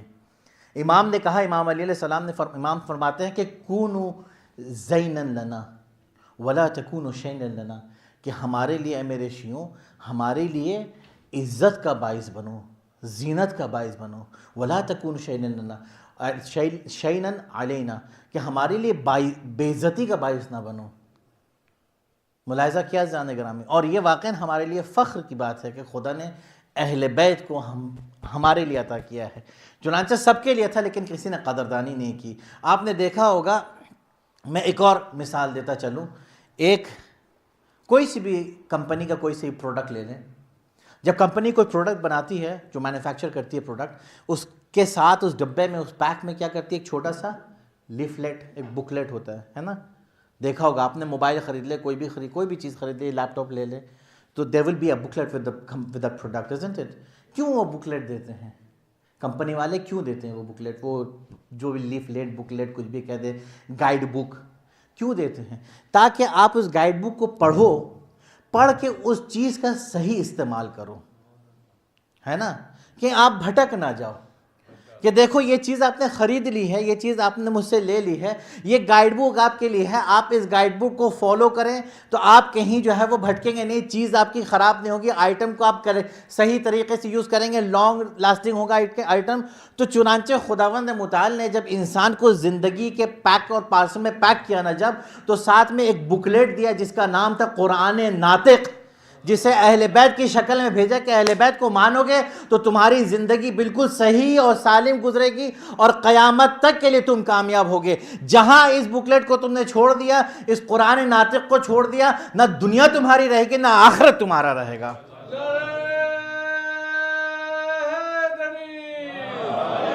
ایک صلوات پڑھے بر محمد وآل۔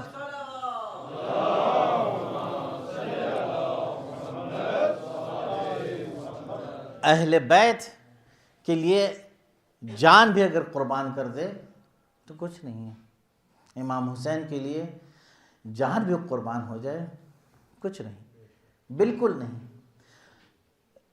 آیت اللہ وحید خراسانی صاحب کا نام سنا ہوگا آپ لوگوں نے، اس زمانے کے مرجع ہیں، قوم میں رہتے ہیں، اور تقریباً I think his age is more than 104 years or more than 104 years۔ وہ اسلامک اگرچہ ڈیٹ لیں گے تو پتہ نہیں 107-8 ایئرز ہو جائیں گے، ہوگی عمر میں، ابھی بھی باحیات ہیں۔ وہ کہتے ہیں، دیکھو امام حسین کے لیے دو ورڈ ہے، عربک ورڈز ہیں، کلمہ دو ہے، ایک ہے افراط، سنا ہوگا آپ افراط، ایک ہے تفریط۔ افراط کا کیا مطلب؟ افراط مطلب جتنی کی ضرورت تھی اس سے آپ نے ایکسٹرا کر دیا۔ جیسے آپ کو یہاں پہ 10 لوگوں کو کھانا کھلانا تھا، 10 لوگوں کے لیے 20 روٹی کافی ہوتی ہے، آپ نے جو ہے وہ 50 روٹی سامنے رکھ دی، یہ افراط کر دیا آپ نے، نہیں کرنا چاہیے تھا، افراط ہے یہ، کہتے ہیں یہ افراط کر رہے ہیں۔ ایک ہے تفریط، تفریط بالکل الٹے ہے اس کے، ہے نا؟ جو افراط کے بالکل الٹا تفریط، جہاں 20 کی ضرورت تھی وہاں 20 نے رکھ کے 5 رکھ دیے، تفریط ہے۔ آیت اللہ وحید خراسانی کہتے ہیں کہ جب امام حسین کی بات آتی ہے نا، تو امام حسین کے لیے نہ تو کوئی چیز تفریط وہاں نہیں ہے، کبھی مت کہنا کہ امام حسین کے لیے افراط ہے، کچھ بھی کر لو تفریط ہی تفریط ہے۔ امام حسین کے لیے کچھ بھی کر لے تفریط ہے، افراط نہیں ہے، کم ہی ہے۔ اسی لیے ذات عاشورہ وغیرہ میں آپ لوگوں نے ایک سینٹنس وہاں پہ ہے پڑھا ہوگا کہ بے ابی انت و امی، کیا اس کی کیا میننگ ہے؟ بے ابی انت و امی یعنی کہ ہماری جان جو ہے وہ قربان ہو جائے، ہمارے بے ابی انت و امی، ہمارے ماں باپ قربان ہو جائے آپ پہ۔ دنیا میں سب سے عظیم شے کا نام جو ہے والدین ہے، یہ مال و دولت کچھ نہیں ہے، بھائی بہن کا رشتہ الگ ہے، میاں بیوی بچے سب ہے، ماں باپ سے بڑھ کے کچھ نہیں ہے۔ لیکن امام حسین کے لیے کیا کہا گیا؟ بے ابی انت و امی، آپ پہ ہمارے ماں باپ قربان۔ یہ جذبہ ہونا چاہیے امام حسین کے لیے، ہم سب قربان کر دیں تو بھی کم ہے۔ اور یقیناً دیکھیں امام جو ہے، امام کے لیے آپ اگرچہ جان قربان کریں تو ایسا نہیں کہ امام جو ہے وہ اپنی گردن پہ کسی کا احسان رکھے، معصومین کے لیے ہے، معصومین کے لیے خاص طور جتنے بھی معصومین ہیں، معصومین کے لیے مسلم قانون قاعدہ ہے خدا کا بنا ہوا کہ اس کی گردن کے اوپر کسی کا احسان نہیں ہوتا، کسی کا نہیں ہوتا۔ ہم جو سلام کرتے ہیں نا امام کو، السلام علیکم رسول اللہ یا بنت فاطمہ، السلام علیکم فلاں امام، جتنے بھی ہیں، جتنے بھی سلام کرتے ہیں کہتے ہیں فوراً جواب آتا ہے۔ احسان کسی کے گردن، معصومین کی گردن پہ کسی کا نہیں رہتا، جواب معصومین کا فوراً آتا ہے، وہ ہم سن نہیں پاتے ہیں، ہم سن نہیں پاتے۔ ہم جان بھی قربان کر دینا تو کچھ نہیں ہے۔ یہ جو حسینیہ ہے، یہ عزا خانہ وغیرہ سب لٹا دیں امام حسین کے لیے، پھر بھی کچھ نہیں۔ بھائی ہمارے، میں دیکھ رہا ہوں بھائی ہمارے 3 دن سے ریکویسٹ کر رہے ہیں 73,000 73,000 کی کیا اوقات ہے امام کے لیے؟ کیا نیلسن میں اتنے کم لوگ ہو گئے کہ 73,000 اکٹھا نہ ہو سکے؟ کتنے پیسے ہیں؟ امام حسین نے، امام حسن نے کہتے ہیں، میں کتاب کا نام بتا، سیرہ پیشویان، سیرہ پیشویان میں امام حسن کا واقعہ پڑھے، کہتے کیا کرتے تھے سال میں اپنی جو بھی دولت تھی، جو بھی پراپرٹی تھی ان کی، کہتے اس کے 2 حصے کرتے تھے۔ He used to divide into 2 parts، کہتے ایک حصہ رکھتے تھے اور ایک حصہ پورا کا پورا اٹھا کے غریبوں میں بانٹ دیتے تھے۔ کیا ہم نہیں کر سکتے اتنا؟ بالکل کر سکتے ہیں۔ اتنی فیملیز ہے، اگر تھوڑا بہت بھی دے جمع کریں تو 73,000 کچھ نہیں ہے۔ کوشش کریں اور یہ سوچ کے کریں کہ حسین کے لیے کر رہے ہیں۔ آپ لوگوں نے انویسٹمنٹ کیا ہوگا نا، بعض لوگ کرتے ہیں ایکویٹیز میں، شیئرز خریدتے ہیں، ڈیبنچرز خریدتے ہیں، شیئر مارکیٹ میں لگا رہے ہیں تو ریٹرنز ڈیویڈنڈز وغیرہ ملتا رہتا ہے نا، یہ بھی ایک طریقے کا انویسٹمنٹ ہے۔ امام حسین کی راہ میں خرچ کرنا، اور میں ثابت کروں گا، دیکھیں دلیل دوں گا، ایک واقعہ اور آیت سے ثابت کروں گا۔ امام حسین کے لیے ایسا انویسٹمنٹ ہے، آپ اگرچہ دیکھیں شاید کرتے ہوں گے اسٹاک مارکیٹ وغیرہ میں پہلے خود اسٹاک مارکیٹ کا بندہ تھا، شیئرز خریدتے، ایکویٹی شیئرز خرید لیا، ڈیبنچرز خریدا ہے نا، اس میں کیا ہوتا ہے، رسک ہوتا ہے، کبھی کمپنی پروفٹ دیتی ہے، کبھی نہیں دیتی ہے، کبھی جو پرنسپل اماؤنٹ ہے، جو کیپٹل آپ نے انویسٹ کیا وہ بھی ڈوب جاتا ہے۔ لیکن حسین کے لیے ایسا انویسٹمنٹ ہے جو کبھی ڈوبتا نہیں ہے، نو رسک انویسٹمنٹ ہے یہ، نو رسک انویسٹمنٹ، ایسا انویسٹمنٹ جس میں رسک ہی نہیں ہے، اور بدلے میں کیا، ریٹرنز ہی ریٹرنز ہیں، اور ریٹرن صرف کہتے ہیں پیسہ نہیں ہے۔ امام حسین کے راہ میں جو انویسٹ کرے گا نا، جو خرچ کرے گا، جو حسینیہ مجلس عزاداری یہ ادارہ وغیرہ چلانے میں جو خرچ کرتا ہے، اور یہ صرف ممبر سے لفاظی نہیں کر رہا ہوں، میں ثابت کر کے بتاؤں گا کہ جو خرچ کرتا ہے اسے صرف ریٹرنز میں پیسہ نہیں ملتا ہے، اسے ریٹرنز میں کبھی اچھی اولاد بھی ملتی ہے، ریٹرنز میں کبھی اچھے گھر والے بھی ملتے ہیں، اچھی بیوی بھی ملتی ہے، اچھے پڑوسی ملتے ہیں، اچھا معاشرہ، اچھی سوسائٹی بھی ملتی ہے۔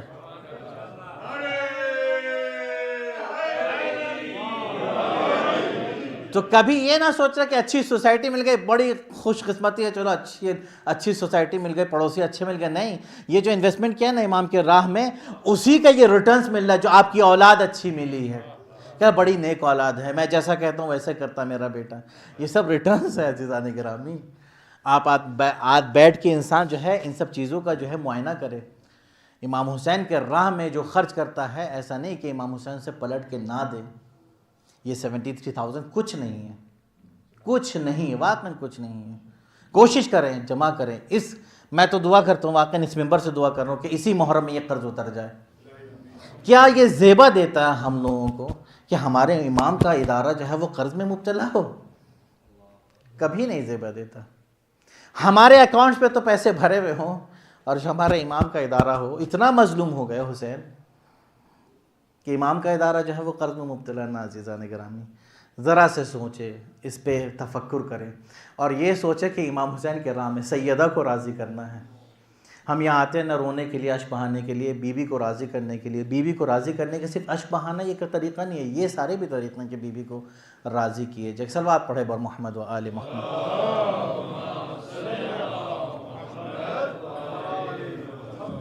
یہاں سے اٹھے، اس فرش اعضا سے اس نیت کے ساتھ اٹھے سارے برادران، چاہے میں اپنے لیے بھی کہتا ہوں کہ جتنے بھی ہیں اس فرش سے اٹھے کہ اس قرض کو ہمیں اتارنا ہی ہے۔ میں نے کہا تھا کہ میں ثابت کروں گا، امام کے راہ میں جو خرچ کرتا ہے امام اس کے لیے کرتے ہیں۔ ہم یہاں تک کہ جو دعا کرتے ہیں نا، کہتے ہیں جس دعا جو کرتے ہیں تو پلٹ کے امام بھی ہمارے لیے دعا کرتے ہیں۔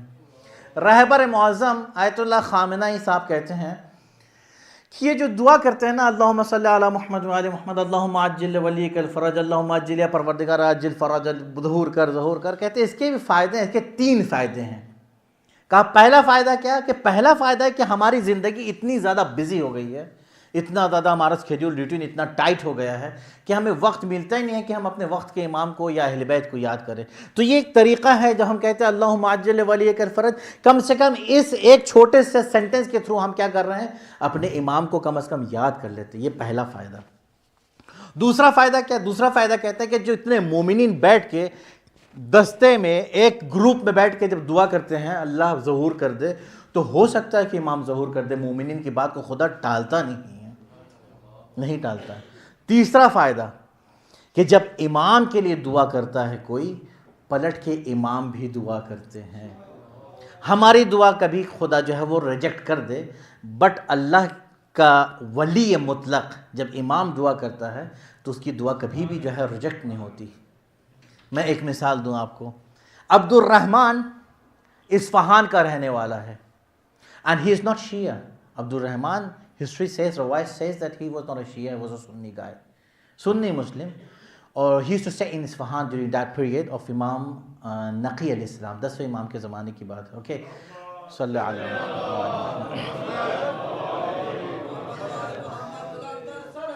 اللہم صلی علی محمد. 10ویں امام کے زمانے کی بات ہے. کہتا ہے عبد الرحمن بہت زیادہ غریب فقیر، پیسے وغیرہ کچھ نہیں اس کے پاس، بہت زیادہ مسکین بیچارہ تھا. تو اس نے سوچا وقت کا خلیفہ جو ہے متوکل ہے، میں متوکل کے پاس سامرا جاتا ہوں، اور سامرا جانے کے بعد میں متوکل سے اپنی شکایت کروں گا کہ تو میرا خلیفہ ہے اور ہم تیرے ماننے والے ہیں، اور میری یہ حالت ہے، بھلا میری کچھ مدد کر تاکہ میں اپنے گھر باروں کو جو ہے سنبھالوں، گھر گرہستی دیکھوں، میرے پاس کھانے پینے کے یہ پیسے نہیں ہیں. 10ویں امام کا زمانہ. کہا ٹھیک ہے، ایک کام کرتا ہوں، میں سامان سفر باندھا اور اصفہان سے گیا کہاں؟ سامرا. اصفہان ایران میں ہے، is a city in Iran, and Samarra is a city in Iraq. In about 1000 تو ہوگا، آئی تھنک 1000 کلومیٹر دور گیا وہ ملنے کے لیے. کہتے ہیں جس دن وہ پہنچا ہے اصفہان، کہتے اس سامرا پہنچا جب اس دن، اور سامرا ایک کینٹن پہلے سے بنی عباس کے زمانے سے سامرا کینٹنمنٹ علاقہ ہوا کرتا تھا، بٹالین اور چھاونی فوج وغیرہ وہاں رہا کرتی تھی بنی عباس کی. تو جب سامرا پہنچا تو کہتا ہے کہ پولیس جو ہے وہ فوج وغیرہ لائن لا کے کھڑے ہوئے ہیں، اور میں چاہ رہا ہوں کہ جاؤں اور جا کے متوکل سے اپنی شکایت کروں کہ میں غریب ہوں، مسکین ہوں، مجھے کچھ پیسہ دے دے تاکہ میں اپنا گھر بار چلاؤں. تو اتنے میں فوجیوں نے روکا کہ نہیں، ابھی اس وقت نہیں جا سکتے، کیونکہ ابھی اس وقت ابن رضا کا مؤاخذہ کا ٹائم ہے. مؤاخذہ کہتے ہیں ججمنٹ کا ٹائم. ججمنٹ، جو کوئی گناہ کر دے تو کیا ہوتا ہے، جج قاضی وغیرہ بلاتا ہے، مؤاخذہ ہوتا ہے، سوال جواب کرتے ہیں کیوں کیا، کیسے کیا. کہتے ہیں یہ ابن رضا کا مؤاخذہ کا ٹائم ہے. ابن رضا کسے کہتے ہیں؟ امام رضا اپنے زمانے میں بہت زیادہ معروف ہوئے. تو امام رضا کے بعد کی جتنی اولاد تھی نا، 10ویں 9ویں 10ویں 11ویں، سب کو ابن رضا کہا گیا. یعنی 10ویں امام ہادی نقی علیہ السلام کو بلایا گیا کہ انہیں مؤاخذہ کرے گا. کون کرے گا؟ متوکل کرے گا. کہا ٹھیک ہے، ہوگا کوئی ابن رضا، مجھے کیا پتا، چونکہ شیعہ تھا نہیں، اہل سنت میں سے تھا. کہا میں بولے چلو میں دیکھتا ہوں کیا ہوتا ہے. کہتا ہے لائن میں جہاں فوج کھڑی ہوئی تھی میں بھی کھڑا ہو گیا. میں نے سوچا دیکھوں تو ہوتا کیا ہے. تو کہا دیکھا ایک گھوڑے کے اوپر بیٹھا کے ابن رضا کو لایا جا رہا تھا. جب ابن رضا کو قریب لایا، میں نے پوچھا یہ کون ہے؟ کہا یہی ابن رضا ہے. کہا کون ہے ابن رضا؟ کہا یہ رسول کے نواسے کی اولاد ہے. کہا جیسے میری شکل پہ نظر پڑی نا تو میں دیکھ کے دنگ ہو گیا کہ اس قدر خوبصورت نوجوان، حسین، اور چہرے میں اتنی رونق کہ میرے دل سے، میں نے کہا تھا دعا کے لیے نا، کہا میرے دل سے دعا نکلی، پروردگارہ اس رسول زادے کو اس خبیث متوکل سے بچا لے. کہتا میرا خلیفہ ہے، لیکن جانتا ہے، خلیفہ مانتا ہے لیکن جانتا ہے کہ اس کی صفتیں اچھی نہیں ہیں، ملعون ہے یہ. تو دعا کی کہ پروردگارہ ابن رضا کو، رسول زادے کو اس خبیث سے بچا لے. دعا کی تو کہتے ابن رضا کو جب لے کے چلے گئے اندر، پھر واپس جب آئے تو کہتے ابن رضا میرے سامنے رک گئے, سامنے رک کے کہا کہ اے عبد الرحمن تو نے میرے لیے دعا کی تھی نا, الحمدللہ خدا نے تیری دعا سن لی ابن رضا, عبد الرحمن تیری دعا سن لی ہے. اے ابن رضا, اے عبد الرحمن تو جان لے تو نے میرے لیے دعا کی تھی نا, میں بھی تیرے لیے دعا کرتا ہوں. تو نے میرے لیے ایک دعا کی تھی, میں تیرے لیے 3 دعا کروں گا. کہ میں دعا کرتا ہوں کہ پروردگار تجھے بہترین زیادہ سے زیادہ تجھے دولت عطا کرے, تجھے اولاد عطا کرے, تجھے طول عمر عطا کرے. کہتے یہ آدمی سنا ابن رضا, کہتا میں تو چاہنے والا تھا نہیں, شیعہ تھا نہیں. کہا سنا, سننے کے بعد میں واپس آ کے اصفہان آ گیا. اصفہان آنے کے بعد مدت گزرنے کے بعد جب 70 سال گزر گئے, 70 سال کے بعد کہتا ہے پھر اس نے اعلان کیا کہ میں اعلان کرتا ہوں کہ میں 70 سال پہلے امام کا شیعہ ہو چکا تھا. امام نے میرے لیے 3 دعا کی تھی, تو امام کی دعا کی وجہ سے خدا نے مجھے بہترین رزق بھی دیا, اولاد بھی دی, کہتے 10 بیٹے دیے. اور اس واقعے کے بعد 70 سال ہو گئے ہیں, ابھی بھی میں زندہ ہوں اور ابھی تک نہیں مرا.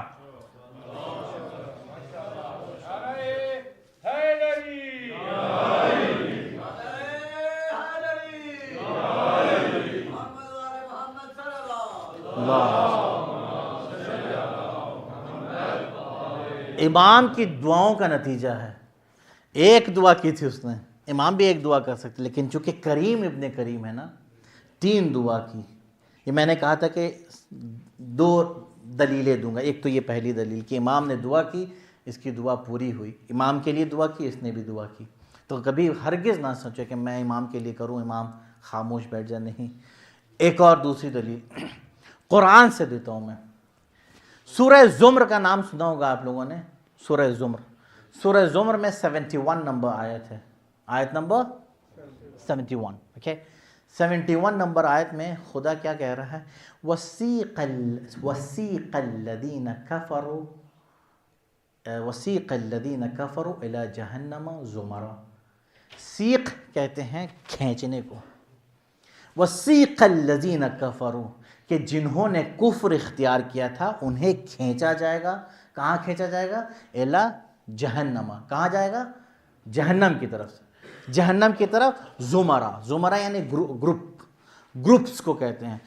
یعنی کیا قیامت کے دن کیا ہوگا, گروپس آف پیپل کو, گروپ آف کفار کو کیا کیا جائے گا, کھینچ کے جہنم کے اندر ڈال دیا جائے گا. یہ 71 نمبر.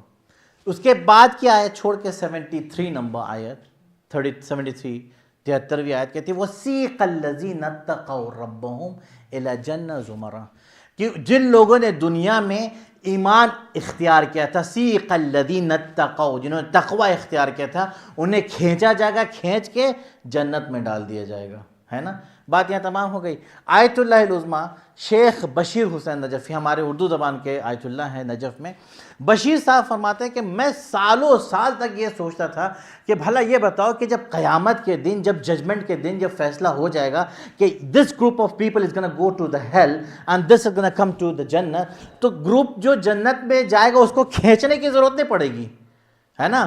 جو جہنم میں جائے گا اسے کھینچ کے جہنم, کیونکہ اپنی مرضی سے ولنگلی کوئی جہنم کے اندر تو جائے گا نہیں, اسے کھینچنا پڑے گا, زبردستی کھینچ کے انہیں جہنم کے اندر ڈالا جائے گا. لیکن جو جنت میں جائے گا اس کے لیے قرآن کہہ رہا ہے کہ کھینچ کے انہیں جنت میں ڈالا جائے گا. کیونکہ جب ڈکلیئر کر دیا گیا کہ ہاں یہ گروپ, سپوز یہ نیلسن کہ دس آبادی از گونا گو ٹو دا جنت, تو کھینچنے کی ضرورت نہیں, خود بھاگ کے جائیں گے نا. پھر کیوں کھینچنے کی ضرورت پڑے گی, آخر کیا وجہ ہے؟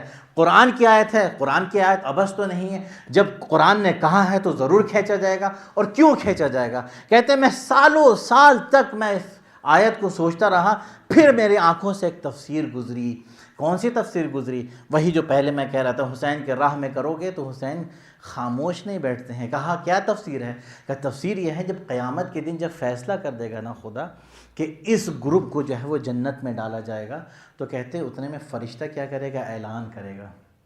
قیامت کے دن محشر کے میدان میں فرشتہ اعلان کرے گا. کیا اعلان کرے گا؟ کہا کہ جس نے بھی حسین کی خدمت دنیا میں کی ہے وہ آئے, آ کے حسین سے ملاقات کر دے. جس نے بھی حسین کی خدمت کی ہے, زیارت پہ گیا وہ خدمت نہیں ہے, کربلا چلے جانا خدمت نہیں ہے. خدمت کیا ہے؟ امام حسین کی خدمت کسی بیوہ کی مدد کی ہے امام کے نام پہ, کوئی ادارہ بنا دیا ہو, جیسے یہ ادارہ امام فاؤنڈیشن امام کے نام پہ, کسی یتیم کا حق ادا کیا ہو امام کے نام پہ. کہتے امام کے نام پہ جس نے خدمت کی ہے وہ آ کے امام کی زیارت کر لے. تو کہتے جنہوں نے خدمت کی تھی نہ دنیا میں وہ بھاگ کے جائیں گے امام حسین کی زیارت کرنے کے لیے. کہتے امام حسین کی زیارت کریں گے اور امام حسین سامنے کھڑے ہو کے اپنی زیارت کرواتے رہیں گے. کہتے وقت گزرتا جائے گا، امام مہر و محبت میں یہ نہیں کہیں گے کہ ہاں تمہاری زیارت ہو چکی ہے. اور میں اپنے لفظوں میں کہہ دوں کہ یہ جو زیارت کرنے والے زائرین آئیں گے نا امام کے پاس، کہتے ہیں ان کا جی بھی نہیں بھرے گا امام کی زیارت کرنے کے لیے. یہ زیارت کرتے رہیں گے، امام زیارت کرواتے رہیں گے. اتنے میں فرشتہ آ کے پوچھے گا کہ چلو جنت کے اندر چلو. پھر یہ جنتی فرشتے جب کہیں گے چلو تو یہ منع کر دے کہ ہمیں جنت میں نہیں جانا ہے. دنیا میں جس جنت کی ہم نے تمنا کی تھی نا وہ جنت سامنے ہمارے کھڑی ہے، ہم سامنے ہمارے جنت دکھ رہے، ہمیں جنت میں نہیں جانا ہے. کہتے فرشتے کہیں گے چلو، کہتے نہیں ہمیں نہیں جانا، یہ فرشتے ہماری جنت سامنے کھڑی ہے. وہاں امام حسین نہیں کہیں گے کہ تم چلے جاؤ. پھر کہتے ہیں سیق الذین اتقوا، انہیں پھر کھینچ کے جنت کے اندر ڈالا جائے گا. لبیک یا حسین، لبیک یا حسین، لبیک یا حسین، لبیک یا حسین، لبیک یا حسین، لبیک یا حسین. اپنی قیمت سمجھے، اپنی قیمت سمجھے کہ قیامت کے دن فرشتے کھینچ کے لے جائیں گے. سیق قرآن کی آیت ہے. میں نے بھائی کبھی مجھے وہ نمبر یاد نہیں تھا تو موبائل سے میں نے چیک کیا، 71 اور 73 آپ جا کے دیکھ سکتے ہیں، قرآن میں آیت ہے دونوں سورہ زمر میں. کھینچا جائے گا امام کی محبت میں کہ جنہوں نے امام کے لیے خدمت کی ہے دنیا میں. عزیزان گرامی، میں اپنے پچھلے تقاریر میں مجلسوں میں میں چاہ رہا تھا امام کے بارے میں، اپنے وقت کے امام کے بارے میں تھوڑی بہت گفتگو کروں، لیکن بات کہیں کی کہیں اور نکل گئی. امام ہمارے وقت کے امام، آپ سب کو پتہ ہے کہ ولادت امام کی جو ہے وہ 255 ہجری میں 255، بعض کہتے ہیں 256، 55 ہجری میں ولادت ہوئی ہے. اور 4 سال کے بعد امام حسن عسکری کی شہادت ہو گئی 260 میں. تو امام 4 سال کے تھے، 4 سال میں کیا ہوا، غیبت میں چلے گئے. غیبت صغرا شروع ہوئی کب تک، 329، 69 یا 70 ایئرس کے لیے، 69-70 سال کے لیے غیبت صغرا میں رہے. اس کے بعد غیبت صغرا کے بعد غیبت کبریٰ شروع ہوئی. جب امام غیبت صغرا میں تھے تو امام کے 4 نائب تھے جنہیں ہم لوگ کہتے ہیں نواب اربع، ریپریزنٹیٹیو کہہ لیں. 4 نائب تھے جو امام سے آ کے ملتے تھے، اس کے علاوہ کوئی نہیں مل سکتا تھا امام سے. اور امام کی ولادت کہاں ہوئی ہے، سامرا میں ہوئی ہے. اکلوتا امام کہ جو سعودی عرب جسے حجاز کہہ لیں، حجاز سے باہر اگر کسی کی ولادت ہوئی ہے باہر تو امام زمان کی، باقی سارے جو ہیں وہ عرب میں پیدا ہوئے. امام کی ولادت سامرا میں ہوئی ہے. سامرا ایک شہر کا نام ہے جو میں نے پہلے بھی کہا تھا، ایک کنٹونمنٹ ایریا تھا بنی عباس کے زمانے میں. بنی عباس کے حکومت میں کیا ہوتا ہے، جو ٹرکش غلام تھے، ترکی غلام کا بڑا زور ہوا کرتا تھا. غلام کیا کرتے تھے، حکومت گراتے تھے، حکومت کھڑی کرتے تھے، حکومت کو طے کرتے تھے غلام، ترکی غلام کون خلیفہ بنے گا یہ غلام کرتے. اتنا زیادہ ان کا پیوست ہو گئے تھے حکومت میں. انہوں نے کیا کہ کبھی خراسان سے کیپٹل چینج کر کے بغداد کیا، بغداد سے پھر سامرا، پھر سامرا سے بغداد، بغداد سے دوبارہ سامرا، یہ سارے غلام کرتے تھے. سامرا اس شہر کا نام ہے، عربی کا ورڈ ہے سامرا، اصل میں ورڈ ہے سرہ من رعا. سرہ من رعا یعنی سرہ یعنی مسرور، ہم لوگ کہتے ہیں نا مسرور یعنی خوش ہوا، خوش ہوا. من رعا جس نے بھی دیکھا وہ خوش ہوا. سامرا اتنا زیادہ خوبصورت شہر تھا کہ جو بھی سامرا کو دیکھتا تھا خوش ہو جاتا تھا، اتنا زیادہ خوبصورت شہر. سامرا میں کیا کیا، متوکل نے، غالباً متوکل یا کسی خلیفہ یا معتمد نے امام ہادی علیہ السلام کو، 10ویں امام کو کیا کیا، مجبور کیا، مدینے سے اٹھ کے امام کو یہاں بلایا، مجبور کر کے زبردستی بلایا اور بلا کے سامرا میں رکھا.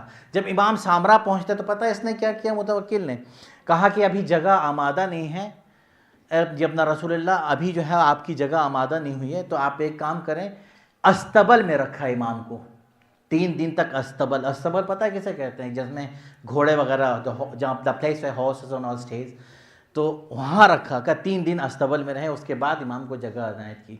اور ظلم کیا کیا امام کے ساتھ، کہتے ہیں جس باغ میں جو جگہ دی تھی قبر ایک کھودی امام کی. آپ دیکھیں ظلم مینٹالٹی دیکھیں ان کی. امام کی قبر کھود دی اور ہر روز دکھاتے تھے کہ یہ دیکھو تمہیں یہاں دفن کیا جائے گا. ایک زندہ آدمی، ایک جوان، امام جوان ہے اور دکھا رہی ہے تمہاری قبر ہے، تمہیں ہم یہاں دفن کریں گے. سوچ رہے تھے یہ موت سے ڈر جائیں گے. یہ ہرگز موت سے ڈرنے والی ہستی نہیں ہے.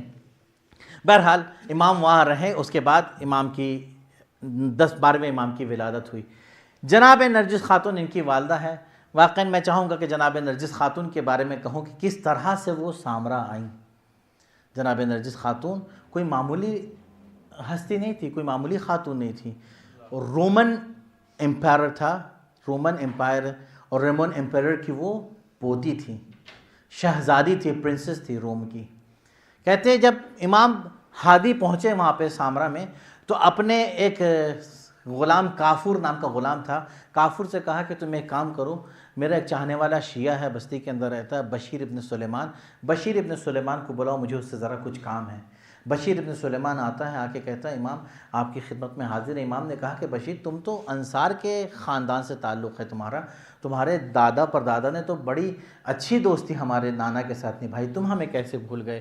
کہا نہیں امام بھولا نہیں. کہا کہ میرے لیے کام کرو گے بشیر، ایسا کام جو تمہارے خاندان والے تا قیامت تم پر فخر کرے. کہا ہاں کیوں نہیں.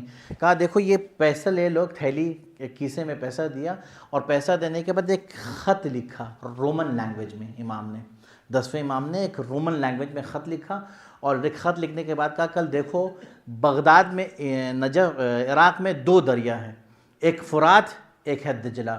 دجلہ جو ہے وہ بغداد کی طرف، سامرا بغداد میں ہے. کہ دیکھو کل بغداد میں کیا ہوگا، دجلے کے ندی میں، دجلے کے کنارے میں کیا ہوگا، ایک کشتی آئے گی کہ جس میں کچھ کنیزیں غلام وغیرہ آئیں گے، اور کنیز وغیرہ بیچ دی جائیں گی، غلام بیچ دی جائیں گے. ایک کنیز بچ جائے گی، اس کنیز کو تم خرید کے لے آنا، اس کا کوئی خریدار نہیں ہوگا. ٹھیک ہے امام چلا گیا. اگلے دن کیا ہوا، دیکھا کہ کشتی آئی ہے. کشتی آنے کے بعد اس نے دیکھا کہ سارے غلام بک گئے ہیں، ایک کنیز جو ہے خیمے کے اندر ہے، کوئی خریدار نہیں ہے.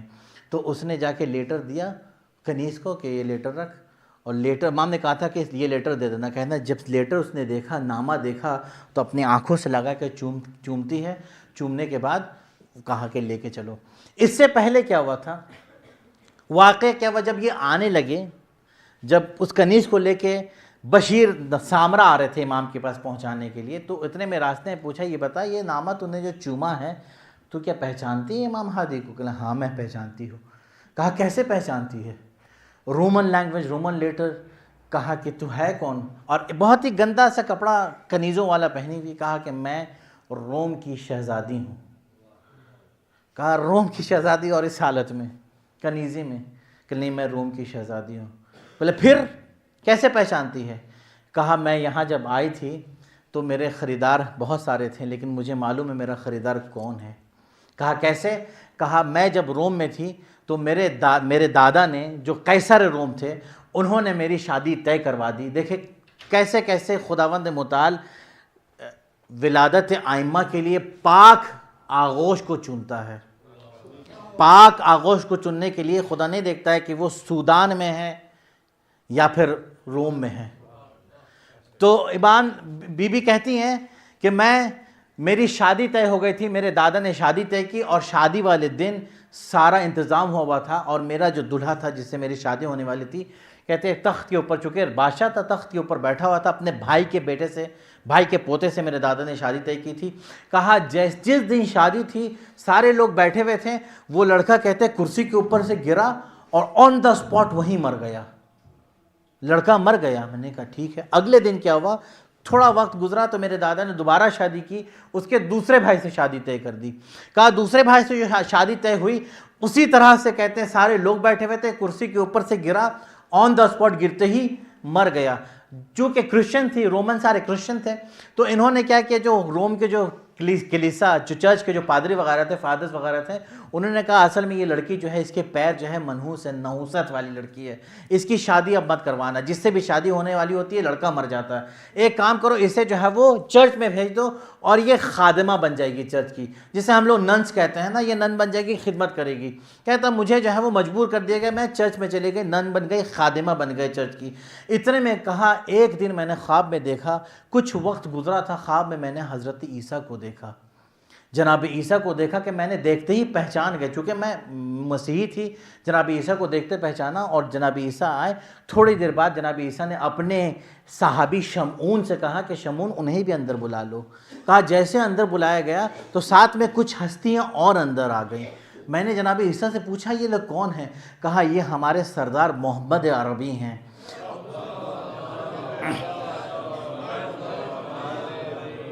یہ ہمارے سردار محمد عربی ہیں، اور یہ ان کے بھائی ہیں علی، اور یہ ان کے دو بیٹے حسن و حسین ہیں، یہ زین العابدین ہے، باقر و محمد، جعفر صادق، کاظم وغیرہ ہیں یہ۔ کہا اچھا، کہا کیوں آئے ہیں؟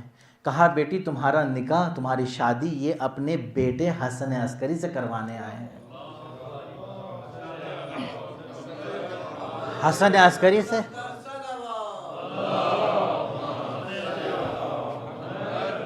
امام حسن عسکری، میں جلدی ختم کرنے کی کوشش کروں گا، امام حسن عسکری سے تمہاری شادی کروانا چاہتے ہیں۔ کہتے ہیں خواب میں جو ہے وہ نکاح پڑھ دیا رسول خدا نے، شادی ہو گئی۔ بہرحال اگلے دن کہتے میں نے کسی سے بی بی کہتی میں نے کسی سے کہا نہیں، گھبرائی ہوئی تھی، میں نے پتہ نہیں کیا ہے۔ پھر اگلے دن کہتا پھر بی بی کہتی پھر میں نے خواب میں جناب مریم کو دیکھا، جناب مریم کو دیکھا، آسیہ کو دیکھا، جناب حوا کو دیکھا، اور جناب موسیٰ کو دیکھا، ان سب عورتوں کو دیکھا۔ تو میں کہتی میں جناب مریم کو تو میں مریم کو پہچان گئی، لیکن باقی کو نہیں پہچانا۔ باقیوں نے کہا دیکھو میں فرعون کی بیوی آسیہ ہوں، میں جناب موسیٰ کی ماں ہوں، موسیٰ، میں حوا ہوں۔ کہا اچھا ٹھیک ہے۔ کہا اتنے میں ایک اور جب بی آئیں تو کہتے میں اتنے میں کیا ہوا تھا، جناب مریم کو پہچانتی تھی خواب میں، کہتے ہیں جناب مریم کے پاس بیٹھ گئی جا کے۔ اتنے میں ایک اور بی آئی جو پر نور بہت زیادہ نورانی شخصیت تھی، جیسے آئی تو کہتے ہیں کہ ساری کی ساری بی کھڑی ہو گئی۔ جیسی کھڑی ہوئی ہے تو مجھے بھی جناب مریم نے کہا کہ بی تم بھی کھڑی ہو جاؤ۔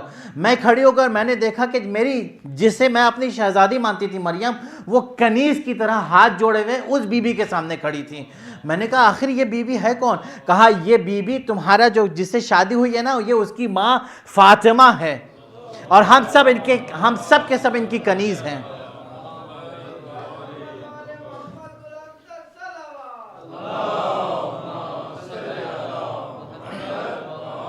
بی بی کہنے لگی کہ ٹھیک ہے مجھے یہ بتاؤ جس سے میری شادی ہوئی وہ کہاں ہے؟ جناب سیدہ نے کہا کہ بیٹی تو اب تک ہمارے مذہب میں نہیں آئی ہے، اسی وجہ سے تیرا شوہر تجھ سے ملنے نہیں آیا، تو جب تک کلمہ نہیں پڑھے گی نہیں آئے گا۔ بی نے کلمہ پڑھوایا۔ کہتے اگلے دن پھر خواب میں جو ہے امام کو دیکھا انہوں نے۔ امام آئے اور امام نے آ کے بتایا کہ دیکھو ایک وقت آئے گا کہ میرے مسلمانوں کا لشکر حملہ کرے گا، اور حملہ کرنے کے بعد تجھے خریدار بنا کے لے کے آئیں گے، اور تم بغداد آؤ گی۔ جب بغداد آؤ گی نا تو بہت سارے تمہارے خریدار ہوں گے وہاں پہ، تو تم وہاں کسی کے ہاتھ بکو گے نہیں۔ جو بھی تمہیں خریدنے کے لیے آئے گا نا تو تم یہ کہنا اگرچہ تم نے مجھے خرید لیا، میں اپنے آپ کو ختم کر دوں گی، تم نقصان میں جاؤ گے اگرچہ خرید لو۔ تو کہتے ہیں آخری میں ایک خریدار آئے گا کہ جو میرے بابا کا نامہ تمہارے پاس لے کے آئے گا۔ جب میرے بابا کا نامہ پہنچے نا تو تم اس مالک سے کہنا کہ اگرچہ تم مجھے اس آدمی کے پاس نہ بیچے تو میں یہیں اپنے آپ کو ختم کر لوں گا، تو نقصان میں ہوگا۔ اور اس طرح سے کہتے بی جو ہے وہ سامرا میں پہنچی، اور اس کے بعد بی سے امام مہدی پاک و پاکیزہ نسل رسول خدا کی جناب نرجس خاتون سے چلی۔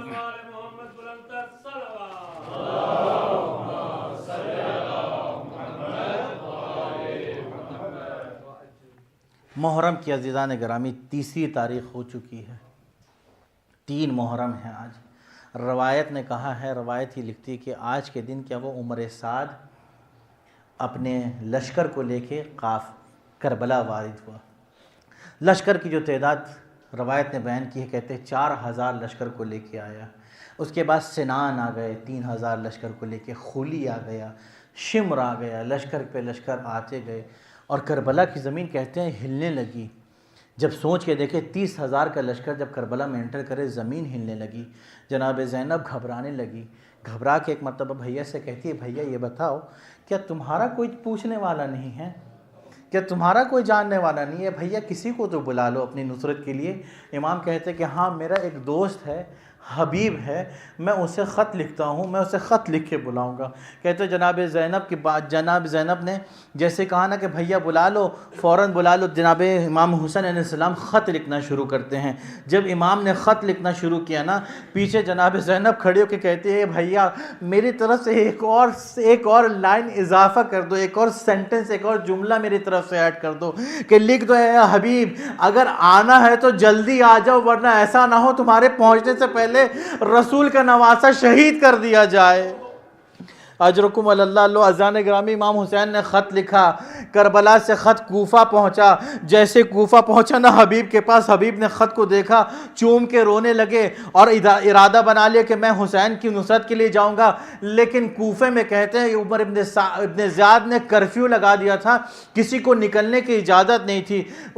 جناب حبیب نے اپنے غلام کو کہتے ہیں گھوڑا تھامنے کے بعد تھما دیا اور کہا کہ تم ایک کام کرو، کوفے کے باہر انتظار کرو، میں تھوڑی دیر بعد تمہارے پاس آ جاؤں گا۔ اتنے میں حبیب کہتے ہیں اپنی بیوی سے ملاقات کی، رخصت ہوئے۔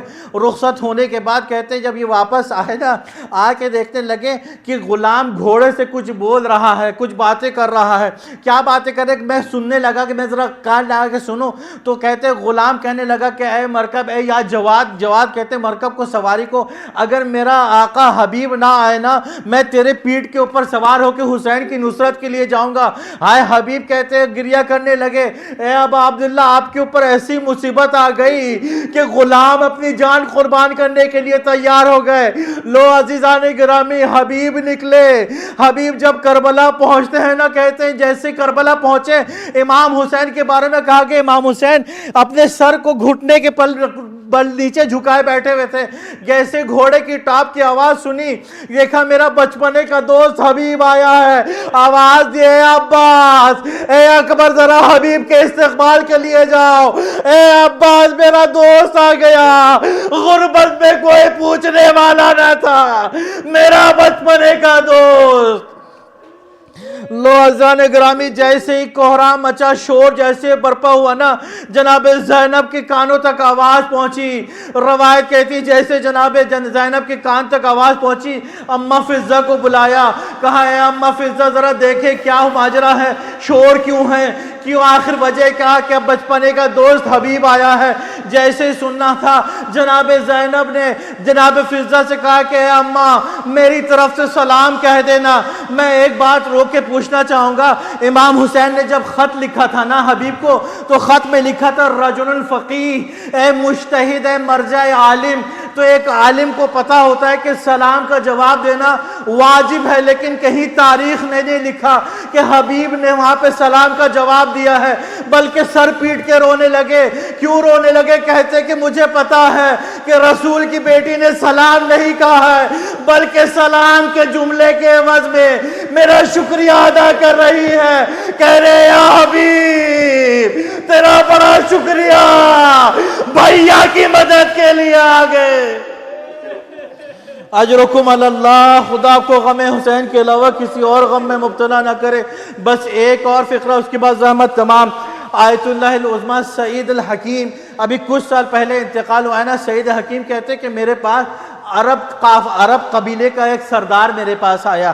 ایک مرجع مجتہد کے پاس کوئی آتا ہے تو ظاہر سی بات ہے کوئی اپنی طرف کی کوئی بات نہیں کہتا، جو حقیقت ہے وہی کہے گا۔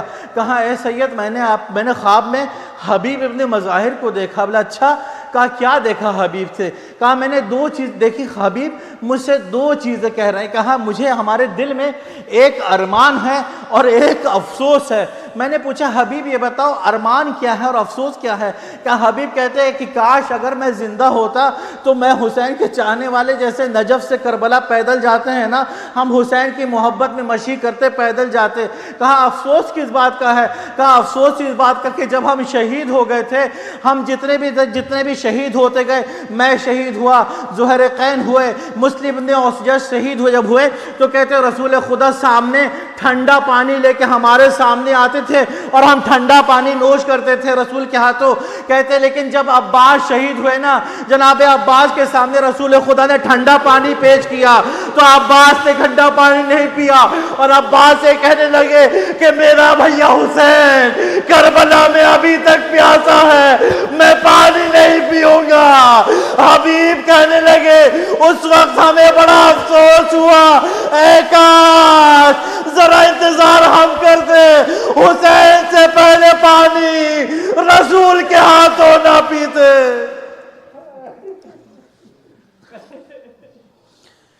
الا لعنت اللہ علی القوم الظالمین سیعلم الذین ظلموا